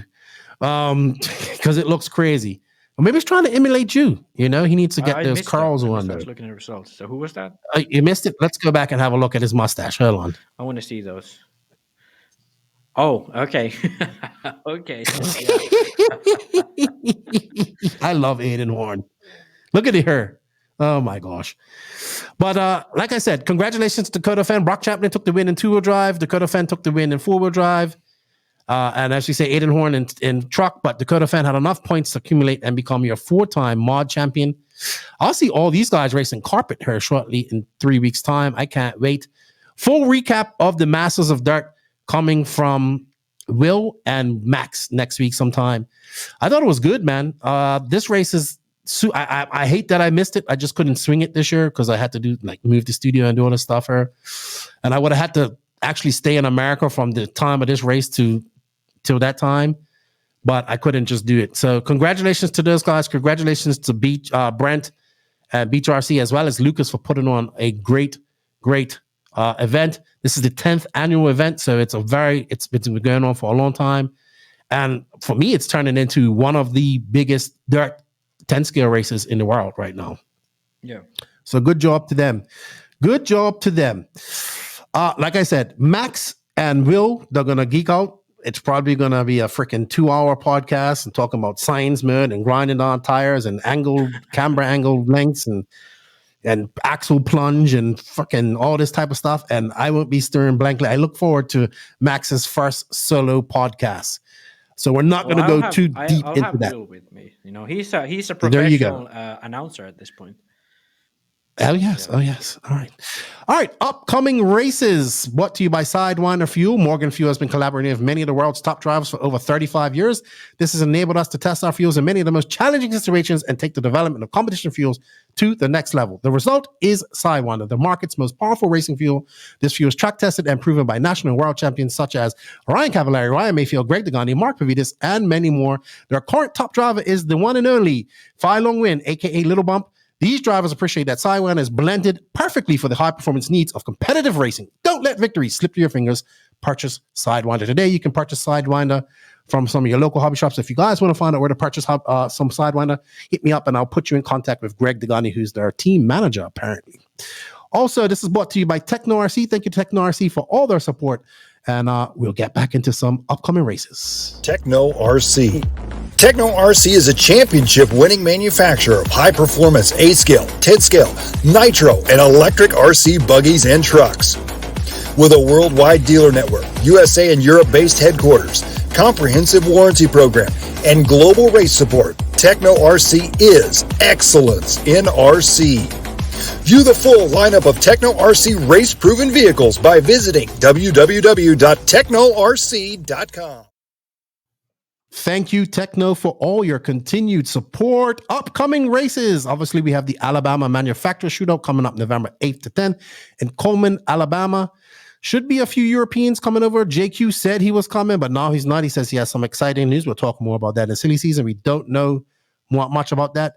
Fen strongest venue, you said, but Ryan Mayfield won this race last year in Nitro Buggy. Oh, yeah. That is a good point. Mm-hmm. I kind of, for some reason, thought that Fenn won it, but that is true, right? Mayfield won it. But that being said, in the past, you remember those years when Mayfield was still with Mugen? This was the race that Fenn always won. Yeah, always won. Yeah. Even it kind of been like a 10-scale-esque type of layout all the time. Exactly. Last year, it was a bit different. It wasn't that 10-scale last year. There was much more like, you know, big obstacles, kind of like, you know, in general what 8-scale is. I don't know, like, who's actually going to be good. Now, the thing is, last year, Canas went here. Canas was faster last year. He went here last year. And he'll be on J Concepts. Exactly. So that's exactly, like, what I was going to say, that last year he went here. He was good. I don't know if he TQ'd, but at least he TQ'd a few of the classes. He won e-buggy. And he was still on Hot Race, which arguably, yeah, it's good. It's good in America. It's good in the East Coast. But nobody can beat J Concepts in the East Coast. At least has not been able to do that to date. Not even back in the day. AKA Proline, they couldn't compete. It was always J Concepts on the East Coast. So Canas is now on the best tire for this track. He's been here before. He knows how it is. He's had an even stronger year than he had last year. He's won the Euros. Sure, didn't win the Worlds, but TQ'd the Worlds. He's good. So to me, Canas coming into this event looks like the favorite. In my books, he looks like the favorite. But then again, you know, I'm picking him to win. If he's, I assume he's going. He said he's going. I haven't looked at RC Sign Up. By the way, RC Sign Up has a new mobile friendly version. But I mean, he was fast last year. I just think he just didn't have it in the final. So he has a little bit, and it was his first ever race like that, indoor at that. So I think he'll come out swinging. I don't know, man. You know what? I'm going out on a limb. You know who I'm picking? Mason Fuller to take the win. You know, you went from picking Mason every single race and kind of jinxing him in the process to kind of never picking him again. So are you back to picking Mason? You really, just for this race. You see, I'm not going to jinx him anymore, but I think he's going to do it. I think. Yeah, he'll be there. But, so right now, you know, we have to talk about the new HB too. Yeah. Oh yeah, I forgot about that. We can talk about that in the end. I'm looking at the entry list, and I have to be honest, I do not spot a Canas in here. I think he's going to be there. I think he's Yeah, going to he be there. should We'll be see. there, but okay, so he's going to be back. Let's not just pick Canas because I don't see him on the list, but I think he should be there. I think a really good contender for. Well, okay, yeah, but he's an AKA. I was going to pick Lutz, but he's an AKA. He's not going to do well. Yeah, to be honest, there aren't. He could do well. He could do But well. the AKA just. I've never believed in AKA in East Coast. It's just. It is what it is. I don't know how Lil Bump did here last year, but he has been good at the Wicked Weekend. He was good at the Nats. He was good at the Worlds. This is a very 10 scale style track. He's matured a lot. I'll put Bump in my top 3. I was thinking the same. I think Fuller is on a much better standing than he has been at the previous parts of the year, because I think he's gained some confidence from the Worlds. He has had some tough races. So I can. I'm going on a limb here. I think, Fend or Mayfield are still like the most likely ones, in my opinion, to win it. To be honest, Fend is even not on this list. He's going to be there. Yeah, I'm going out on a limb here. I'm going out on a limb. Fuller, Rose, Bump, Tebow, and Passman. Fuller, Rose, Bump. There we go. That's my top 3. It's going, by the way. He's driving pro. Who's that? Tebow. Is he? Yeah, he's on the list. It says Jared Tebow right below Tyler Jones. Nice. Yeah, I'm going with those 3 guys. Well, Going with the youth. okay, so you said go again so I can drive him down. Fuller, Rose, Bump. And Fee. Okay. And I'll, well, I don't want to pick Canas if he actually doesn't go, but I think he should be going. He's been saying that he's going. So I really do believe he's going to win, apart from a technical. Would you have picked him if you know he was going? Yeah, I think so. Yeah. So let's just Yeah. Okay, so if Canas wins or places in the top 3, then he's just not counted for the picks because we're not sure if he's actually going. So if Canas goes, the guy finishing in second will be Fend. And then if Canas doesn't go, Fend will win, obviously, because Canas is not there. But then the 2 and the 3 are a bit more difficult. But I kind of want to see this top 3. I want to see at least a fight between these 3. And that's going to be Fee in second and then Mayfield in third. I think this would be like a very interesting dynamic because Fend is the one who makes mistakes, but is super fast.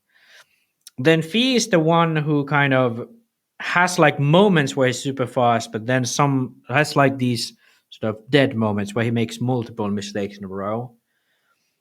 And then Mayfield is the one who kind of drives his laps every single time, and if he needs to go faster, he can sometimes do it even. So this dynamic in a fight would be very interesting. So yeah, I'm gonna go with those. Yeah. All right. That's I can see that. All right. You know what? Let us know in the comments below who you think is going to be the top 3 at AMS in 2 weeks' time. And don't forget, we're going to do a live show from there next Thursday. 1 week, next weekend. Next weekend. Man, I'm all discombobulated. I even forgot that I was leaving on Monday. I didn't realize that till yesterday, to be honest. I thought he was leaving this week. So yeah, I'm all discombobulated. Up next, we have the IFMAR 110 scale electric touring car world. You see everybody's going there. Man, I saw Reinhardt's body. Woo! Yeah. Badass. November 5th to 10th, Bakersville, California. I think that's going to be awesome. I don't know who to pick. Like, it's going to be Coelho, Reinhardt, or who else? I don't know. Who could be a dark horse in this?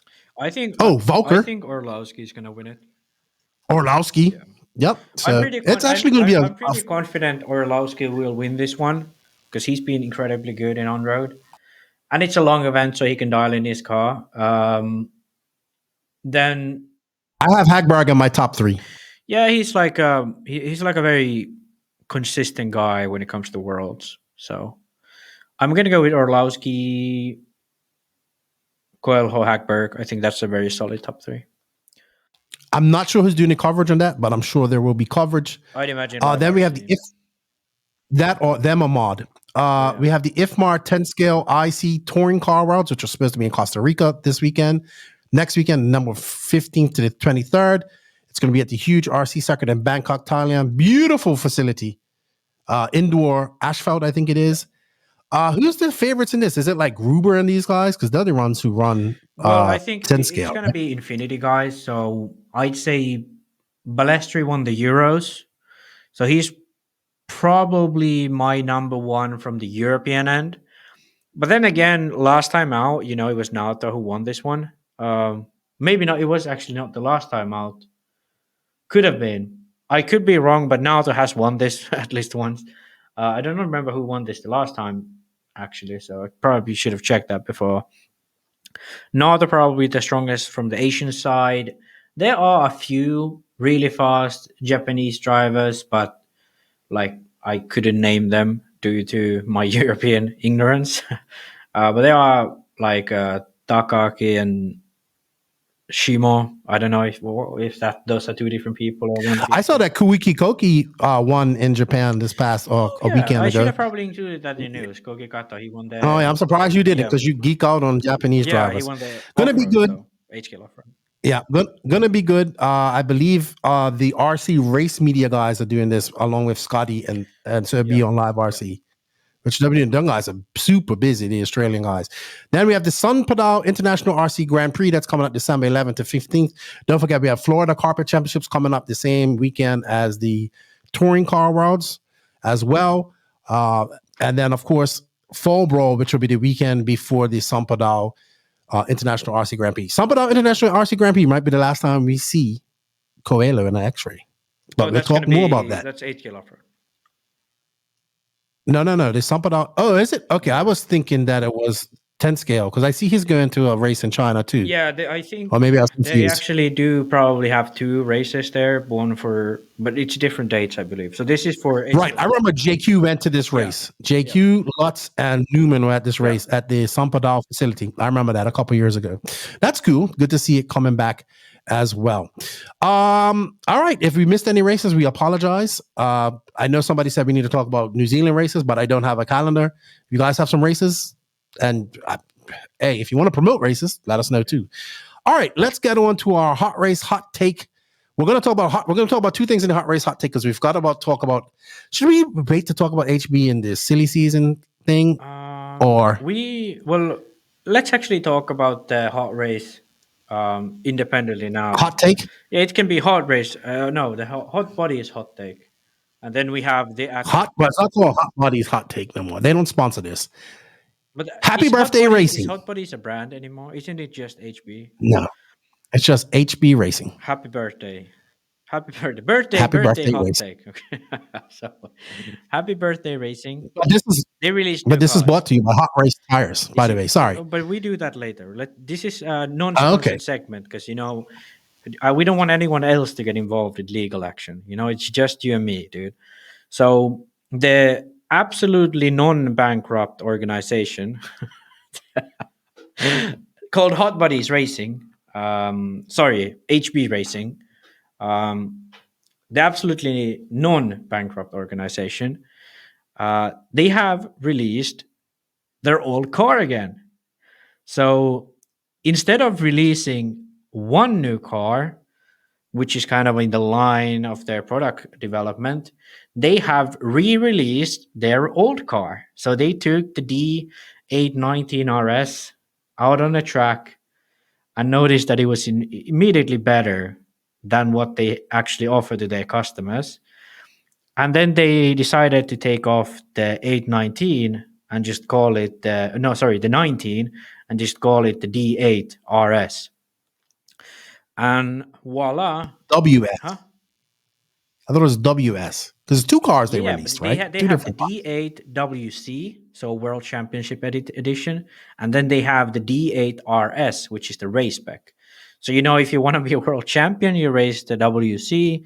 If you want to race, you take the RS. I don't know what the sort of idea behind those are, but Well, basically, it seems like they have a high grip car and a low grip car, which I predicted was going to happen at some point. Yeah, but right? to be honest, don't you remember last year when those HB guys left? There was these they aren't rumors. The team guy said that they stayed after the Roar Nats at Chico, tested the old car, and everyone was faster with the old car, and that was high grip, if anything. And HB definitely didn't look good at the Worlds this time out, so I don't really understand why they carry out the world spec. Because they got a plethora of fucking old parts to get rid of. That's why. Well, that's a good point, but no, fuck it. Let's get a cease and desist. Fuck it. Let's go. Look, everybody was all excited about this and saying, "You said they were done. They're not done." Well, they didn't release anything new. They haven't. Even I'm talking to HP dealers, and they're just like, "It's the same fucking car." That to me, it's that's the same car. I kind of framed this as if I was joking that they just took out the 19 from the name and re-released it. But as of what we know now, the car is gonna be exactly the same as the D819 RS, but just called the D8 RS. And they're gonna carry two cars simultaneously, one which sucks and hasn't really won anything big, and one which has won a world championship in the hands of David Ronnefolk, the good one. And they just hope that this car with 25-year-old gearboxes and no quick release diffs is gonna, spark the market. Dude, I don't know, they've already lost a big foothold in the market. Yeah. It's re-releasing a brand that has fucked people over. Maybe they can pay their drivers that they owe money to now. Right? So maybe they can do that. Yeah. But that ain't gonna happen. No, but I don't. No. They don't look. Money. It's actually the company Neidhart SA who own the money. All right. It's not Orion Europe SA who own the money. I have a feeling, and I'll talk about this in my conspiracy theories in silly season. I have a theory about HB going into next year, and involves a retired driver. Anyway. Yeah, they released the car. It was a big hubbub about it, but kind of everybody that kind of was like, yeah, it's just the same car. Even diehard HB guys, dealers that I know, are like, it's the same fucking car. Anyway, if this sort of business plan keeps up, I think those statements you guys made at the Worlds, they are gonna hold up. You can make them again, but this time you don't even need to get a cease and desist. Hold on, let's get that right. I was not in that video saying anything to defame HB in that video that they complained about. So let's get that right. All right, let's get into the hot race hot take, which was a clip from last week's podcast, which was actually, let me find it. Yeah, this segment is brought to you by Hot Race. Yes, this segment is actually brought to you by Hot Race. Let me see if I can find it really quick. I had it up here for a second. Here we go. And this is, if you guys like these clips that I've been doing, these little reels and all stuff, it's been pretty cool. I enjoy it. Let's get this up here. Hold on. Let's get this up here and pause it. So this was an interview I did with Ryan Mayfield, and he talked about 8-scale racing. Sorry, it's not in horrors. No, you're not in whatchamacallit. It's a reel. So let's just check it out. What does Ryan Mayfield wish to see in RC in the future? What would you like to see happen? I wish everybody would quit being such a pussy and we could race on some real 8-scale tracks. Okay, what would be a real 8-scale track for you? Give me an example. Man, I remember watching videos from, the mid 2000s, like the European stuff, like the Worlds in Sweden. Mm-hmm. That shit was gnarly. It was crazy how bumpy. The Vasa Worlds you're talking about? I think it's the Worlds, yeah. I think the Sweden Worlds, whatever year that was, the Vegas Worlds in 99. Oh, you mean 8-scale? 8-scale. Yeah. These manicured tracks are boring, man. Like, you know, it doesn't make good racing. It's basically like if we keep going down that path with A scale, like I think 10 scale, we've already killed it with 10 scale. You know, like the tracks are so manicured perfect. The cars are so specific. They're not super fun to drive. Even when they work really well, they're not that fun to drive. So an A scale car on like a loose kind of blown out track, like it's fun. You know, like you hit a line right and you're like, holy shit, that was so cool. All right. So if you want to check out the whole interview, you can. So this sparked a lot because my buddy Tim Wallace clipped this and he put it up on Facebook. A lot of people shared it, and you can see all the comments down below. And I'm just like, all right, I understand what Mayfield's saying, right? But when I saw people go back to this and do that, and I'm just like, these will be the same first people that will be crying about it being too rough. I hope all those people that said this, they want to go back to this and do that. I expect to see you all at Fall Brawl in December, because that is an old school offer. The same people would say they need to fix the track every night.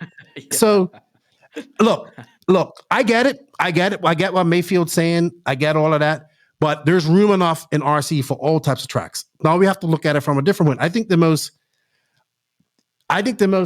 sensible comment was actually made by my buddy Zach Ryan, who commented on this, and I just want to find it real quick and I'll read it what he said, because it makes a lot of sense.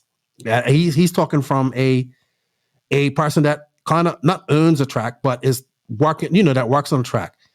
Let me just pull it up real quick. I do apologize. Zach Ryan, Mr. Fancy Pants. I can see where he's coming from. I love natural tracks as well, but the challenge is new people can't drive a blown out track. Very true.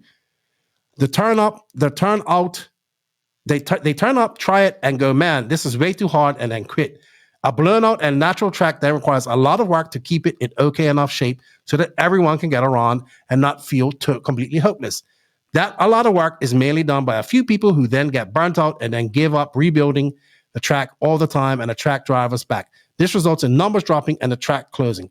The reason tracks are going this direction is because there's more sustainability for clubs and facilities putting on a more consistent track that requires less maintenance. Back in the day, 10 scale was so much more popular. Tracks were way smaller and it was easier to maintain a natural track. Now tracks for 1/8 scale are so much bigger and it may take so much time to maintain. What's the solution? So the racing isn't boring? Make track slower with more technical jump sections. The world's layout was so fast without technical jumps, and that's what made it boring to watch. It needed way more jumps and rhythm sections. That's the most sensible answer I've seen to that whole debate. I'm not saying I agree with Mayfield on. I like watching. I remember when I like watching blown out tracks. I remember when everybody was complaining about Silver State, how rough it got, right? Rough, and it was, it was so people go, right? People go and they enjoy it. It's okay to have that. I'm not saying every track has to be like that. And also, I think a lot of this rough track talk is that the potential that they think that a rough track for Worlds in 2026. Well, let's be honest, the two main contenders for the Worlds is looking like A-Main and HRCR, maybe a Thornhill. Those look like the main contenders for a World Championship race in 2026. Those tracks ain't gonna get rough and blown out either. And might I add that if DNC's rough and blown out, Silver State's rough and blown out, and Europeans have won that race. In fact, last year it was won by a European, Silver State. This year's DNC was won by a fucking European, and this year's Silver State was won for a European. So just because it's going to be a rough track does not fucking mean that the Americans will have an advantage at the Worlds. And I think that's what is in a lot of people's minds when they say, let's go back to rough tracks. But I guarantee you, most of these people say that let's go back to these rough tracks where we pick lines and the track gets blown out. Will fucking be the first people to complain about it being too rough. Simple as that. Look, I love an old school track, but I also like the new school track. Was the final at the Worlds boring? Yes. But what I did like about the World track was that it was challenging to everybody to figure out how to run it. Just because you couldn't figure out how to run it, how to race it fast, doesn't mean that it shouldn't be there. You get what I'm saying? Yeah. That's my rant on that. Okay. That's my rant. So I have something as well. Go ahead. I have something as well. That's why I wanted to bring this up. And okay, I do prefer tracks that allow the car to slide, and I prefer tracks that are not perfectly smooth. Like I want a little bit of roughness in the track. But the thing about, Mayfield says, oh, when you get a line right, it feels good. But the difference between the Worlds and, like a Silver State or DNC, it's not really that the Worlds track was easy. If it was easy, sure, Mayfield should have been in the main, If it was easy, Fenn would have been crashing out in the semi. If it was easy, a lot of these guys wouldn't have been lapped on a 50-second track with like 10 minutes like past it on the track. So the track is not easy. It's not easier. It's not like it's easy to go around the track without your car flying off like from a random bump, It's easier to stay on the track, like naturally to stay on the track, but it's much more difficult to go fast. It's much more difficult to stay on the line. And the difference between what Mayfield's talking about, which is like the Arizona type dirt, where it's technical in jumps as well as the bumps on the track. And to get a line right, you have to bounce from the bumps in a correct way. So you get the jump and you get the corner. That is difficult to do. But the main difference is that is more down to luck. Okay, so it's more down to the way you hit those bumps and hold your throttle, and then your car bounces. It's absolutely impossible to run side by side with another car and have a good racing there. So it's not necessarily that much different. I beg to differ. There is rough tracks. I think that, well, I mean, Silver State kind of was rough and Barufalo ran away with it last year. I get what you're saying. Yeah. But I don't know if I'm exactly agreeing with you there. Finish. The issue with why Red One was boring was not because of the manicured surface or like high grip or anything like that. That's not why it was boring. It was boring because there was absolutely no place in the track where you could overtake. There was absolutely no place in the track where you could kind of like take a different line than the car following you. And the reason why that is boring is because it's a competition of who can do the same thing but better. And then if you start out in the main and you're starting in the somewhat correct order, all those people will be doing that same lap from the start of the main to the end of the main in the same way. And if you start in the correct order, they will obviously finish in a very similar order. And that's what happened at the Worlds. Only Canas sort of switch positions at the top. And that's because there's only one option. There's nothing you can do in the main. Like, let's say, there's one line, so there will no be like a dusty section of the track. There's not like, okay, my tires wear out a bit, I have to take this corner differently or this section differently.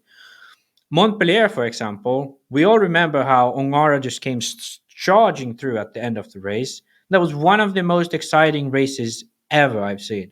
3 cars fighting for the win at the end. That was completely flat, completely manicured, no bumps whatsoever. Yes, it was an extremely high grip, but it was still exciting. Cars passed each other. The issue is not the grip. The issue is not, technicality or side track. There's more aspects to it. And the aspects are that you cannot take like a wide amount of different lines. When you go offline, that's it. You're slow around that corner. And that's the thing with tracks like Radovan, and especially tracks that Miguelo does. It's not really good for like racing or catching someone unless you are already faster than them, because all the corners sort of close in. You cannot open the corners. You cannot take different lines. You cannot overdrive at all. You have to be extremely patient to make time. But for example, at Montpellier, there was corners where you could overdrive and gain a second. Or there was jump sections that you could overjump and gain a second if you went right. And that's the thing that differentiates, a track that provides good racing and a track that gets boring in terms of racing. But I bet nobody had an easy time at Redovan because you're going at such incredible speeds and you're going around such a narrow path that you have to be very, very patient. You cannot overdrive one bit because you're going to eventually make a mistake. So you need to have either wider track altogether, as in wider like track width, or then you need to have corners that open up more instead of close up. And then you need to have jumps which are not like one jump and you have to then hit a corner. It's like jump sections or rhythming, or you can take different lines. For example, in Montpellier, in the right-hand side, you have a double-double into a corner. That's a section where you can play on that double-double landing, over-jump it a bit, align yourself into the corner, and gain time, but you're taking risk. But at Redovan, the risk is always get a little bit close to the pipe. That's it. That's all the risk you can take.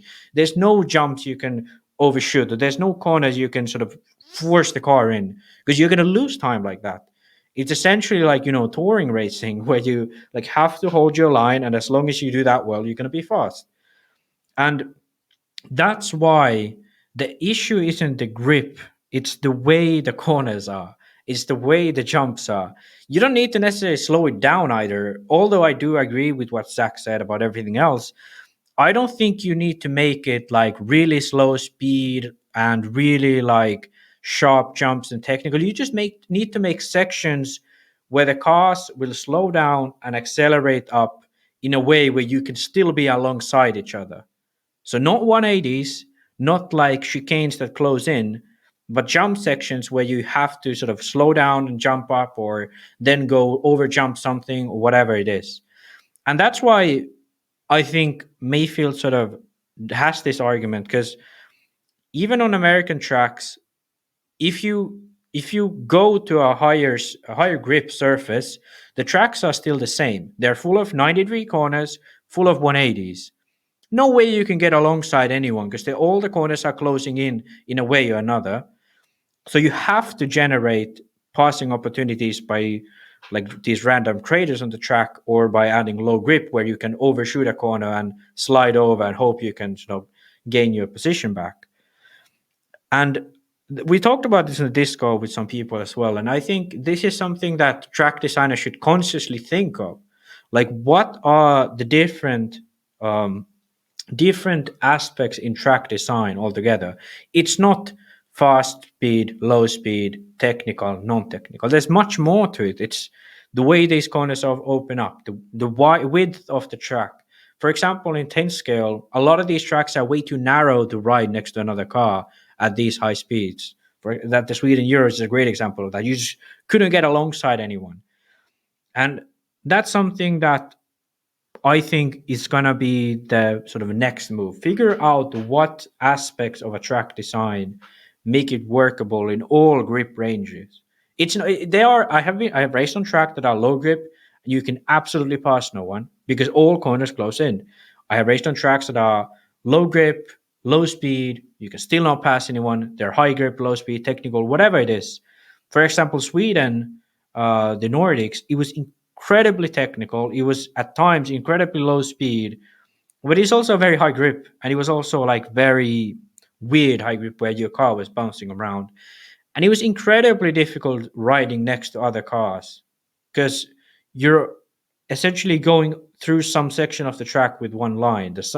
You have to align the jump section from the start to finish. And that's not how it should be. It should be jump sections where you can be fast at the start or slow at the end, or fast at the end and slow at the start. And at the end, you can take it in two different ways, and other guy can make it faster with the other way, other guy can make it faster with the other way. And that's where you make up differences. That's the difficult part. And I don't think it's about, is it bumpy or not? Is it low grip or high grip? It's about what each type of design needs and what this specific corner and this specific jump section can do together. And I think that's the solution we need. Yeah, I think it comes down to something that Dagani always says: corner speed makes you faster. And when it's 180 jump, 90 jump, that's exactly what you're doing. It's no different between Supercross and motocross. Yeah. There's really good Supercross riders that can't race outdoors, right? Because it's faster, it's bigger, it's more demanding. And look, I get it. Everybody's mad that an American didn't win the Worlds, but don't for one time don't think that track was easy.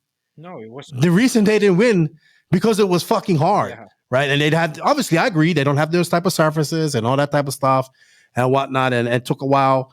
I think the whole thing was that, like, everybody, even myself, expected the Americans to be better this time around. But you know what they did? They changed the track enough. They changed the surface of the track enough where it threw everybody for loop. Everybody besides Ungaro, by the way, and Canas. Yeah. So look, I'm not. And then this led to videos of old worlds, and that's all cool. That's all great, and all that type of stuff. But you got to understand that. And I have said before that I think that we're going to get to a point where we have two different cars, high grip car and low grip car, because that's just the way tracks are going. I personally would fucking love carpet racing. I'd rather drive on carpet than anything else. Why? Because it's fucking instant traction. My car comes off clean and it's fun to me, right? I ain't got to worry about all the other stuff. For me, it's pretty easy, and I think that's why we see a lot of, like, for instance, Beachline RC Race, where we're going for the Copper Champs, has a good club scene, a good following, right? Because people like it. Stuff like that. Do I like Silver State type tracks? And also, do I like Fallboro rough tracks? Yes, I like them. I like watching racing on there. It makes for some excitement. The hills and all that stuff does make for some good racing. But I also enjoy looking at people pushing vehicles to the extreme on a track like Redavon. And what people don't understand is that a track like Redavon actually requires much more setup detail than a blown out track does. And I get it. Like, these guys like these blown out tracks. Yeah, I get it too. I like a little roost and all that type of stuff too. But there's room enough for all these tracks. And when you got to race on all of them, right? You got to be good on all of them. So that requires either you building some tracks that are similar to this.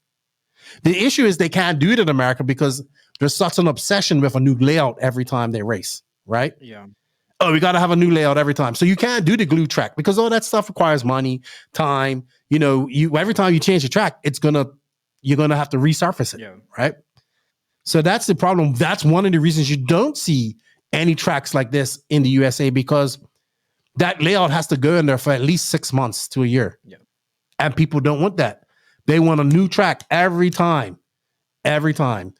So, I mean, I get what Mayfield's saying, and to a point, I agree. But I was just funny when everybody was sharing that, and I was looking at these people saying, we want to go back to this. Oh, good. Then good. Then I don't. And some people are like, yeah, you guys all say this till you go to that bumpy track and you can't get around the track, or your car just magically flips because there's a bump out there that wasn't there that time.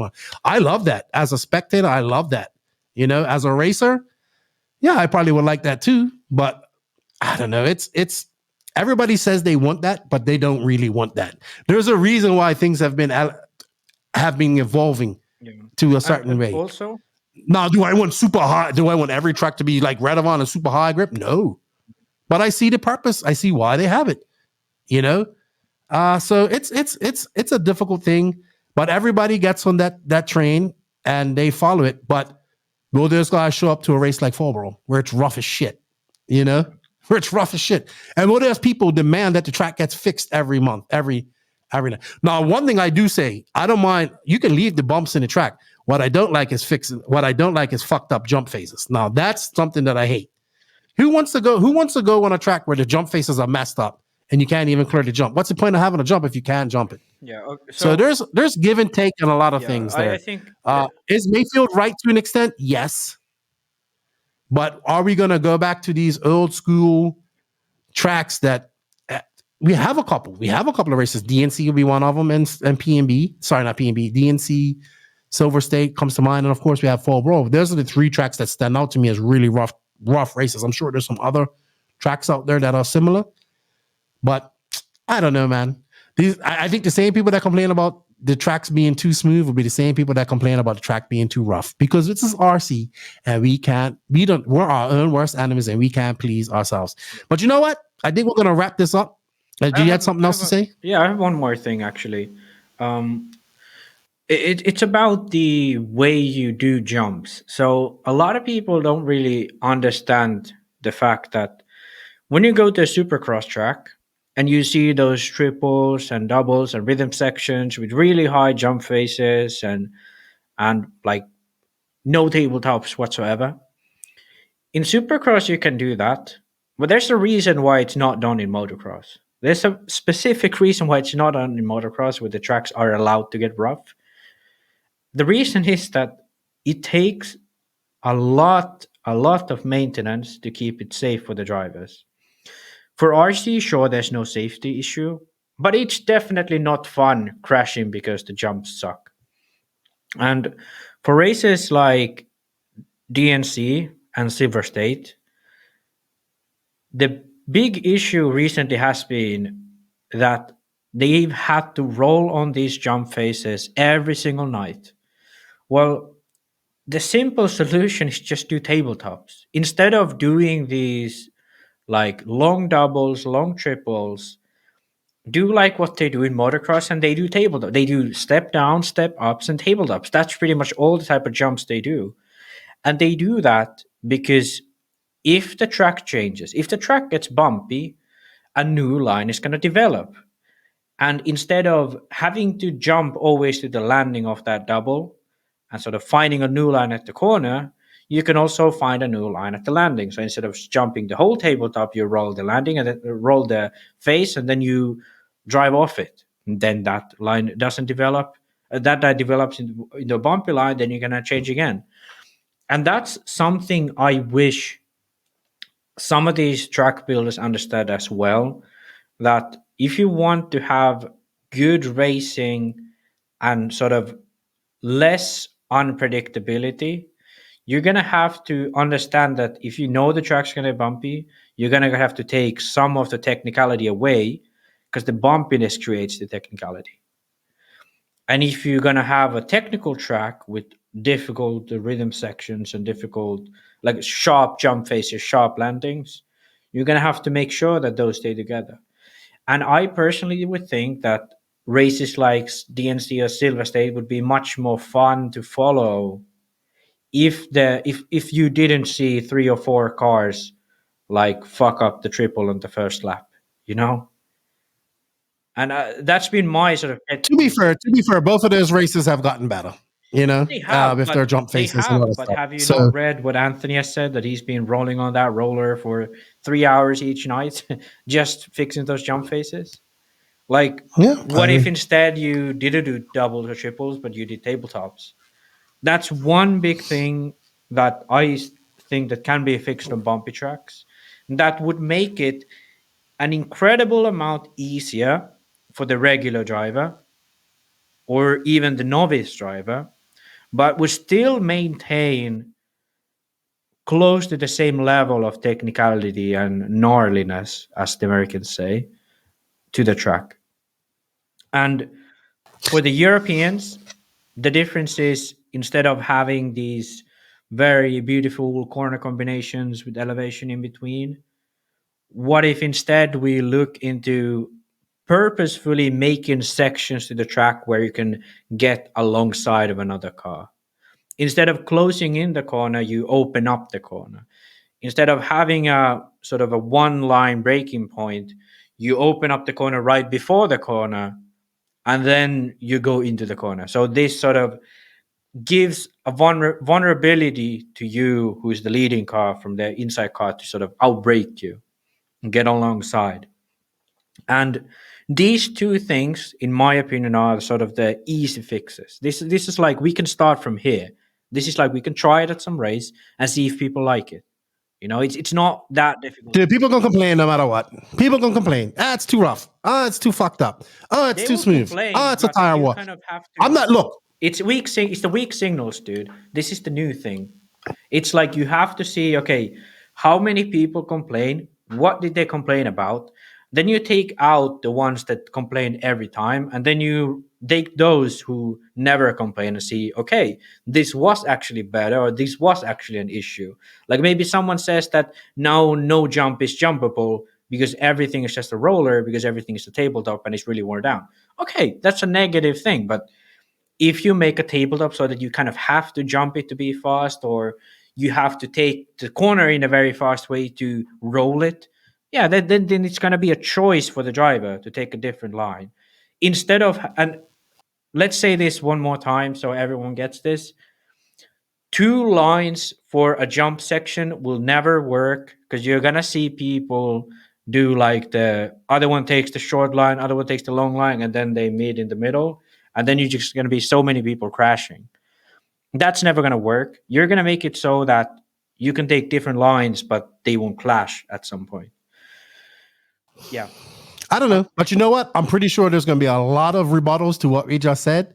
So fucking let us know in the comments, sir. Down below, wherever you listen to this. The thing is, like, I'm not a track builder, so I don't know what to do. But I like both. I like both.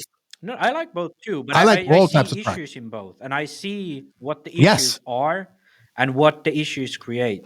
I don't know what's the best solution, but to me, I have noticed that when there's a tabletop instead of a double, when it's rough, it makes the life of a driver much easier, because you can. But tabletops use a lot of dirt. Use a lot of dirt. Use a lot of dirt. I mean, okay, everything is a compromise, but I do think that's a viable option to try to do more tabletops. You can do sharp jump faces or landings, and you can leave the jump face broken up, but then the drivers are going to adjust, you know? It's like people who tell me they want to go back to brushed motors and tune and doing cutting on comms and doing brush. Nobody wants to fucking do that. That's fucking why. I would like to see. You're an idiot. You're an idiot. If you want to go back to that, Max. Yeah, fuck brush. I wasn't going to say that. I would like to see electric engine tuning for brushless motors, because that's possible. Like, if you have ever seen how shitty the coils are in a stock engine, it's like the people that tell me they want to go back to these old school rough tracks. And if you look at some of these tracks that they were good, like these Worlds, 91 Worlds, 94 Worlds, they were still flat. They didn't have no big jumps. Yeah, because the cars couldn't handle it. I know. Your cars couldn't handle it. And it wasn't that rough. It wasn't that rough, if you ask me. Not like that. That's when people tell me, oh, I want to go back to tuning, brush motors and doing this and that. Nobody cutting comms, and no fucking body wants to do that. Lipos and goddamn and brushless motors have made electric so easy. Nobody's going to even go back to that. If you want to go back to that and do that in between each run, then fine. You are one of a million. Anyway, let us know what you guys think in the comments below. Do you agree? Look, I don't disagree with Mayfield, but I think there's room for everything. Let's put it this way. Had an American won the Worlds, everybody will be singing a different tune. Yeah. That's how it comes down to. Simple as that. But guess what? The tracks are going to, even if the tracks get blown out at the next Worlds, when it's in America, whatever track is going to be, it doesn't mean that an American's going to win. Because these Europeans can run on rough tracks too. Don't think every track in America and in Europe is like Redovon. Yeah, you should see some of these tracks I've fucking been to. It's like Finland has some rough ass. It's like potato field at some of these places, and I'm saying, like, in Italy, especially in like the sort of middle Europe, France has some shitty ass tracks.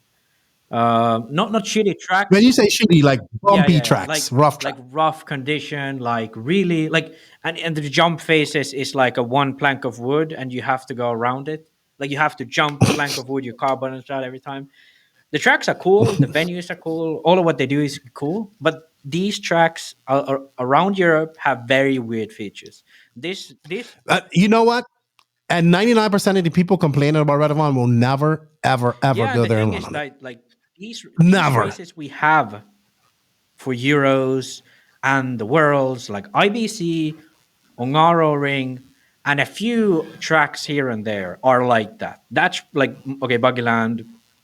What are these? Reg GP, there aren't many tracks like that in Europe. That's like a very small minority of tracks that have a lot of money to put up have a lot of money from these big events and to put to these big events. When I look at Radovan, when I look at Radovan as an RC racing enthusiast, I'm like, wow, I just want to drive a lap on there. I haven't, never. But, I do want to drive a lap on there. And until you've been to that fucking track and seen how big it is and how far away you are, you cannot talk. Yeah. Now, but you know what? Let's look forward to 2026. Let's see if some of these other races, like for instance, last year when they had that wicked weekend and they had that rough section, everybody's like, oh, it sucks. You don't really want rough stuff then. You don't, we're RC racers. We say we want one thing, then we say when we get it, we complain about our own worst enemy. But with that said, we're going to wrap this up. Max, thank you for your time. I greatly appreciate it. Remember, we are going on to do some silly season talk in episode 302. Patrons will get early access of that. Thank you guys. I hope you guys enjoyed this RC news. We went a little bit longer than we thought. Thank you all for the patrons of the NNRC and the NNRC squad around the world. We greatly appreciate it. Thank you to all the sponsors that support the companies that advertise here. They are Invisible Speed, High Tech RC, Corsa USA, Sidewinder Fuel, Mayako, Beach RC, Techno RC, Clinic RC, Stacked RC, and Racecraft USA. We have links for all of them in the written description of this podcast.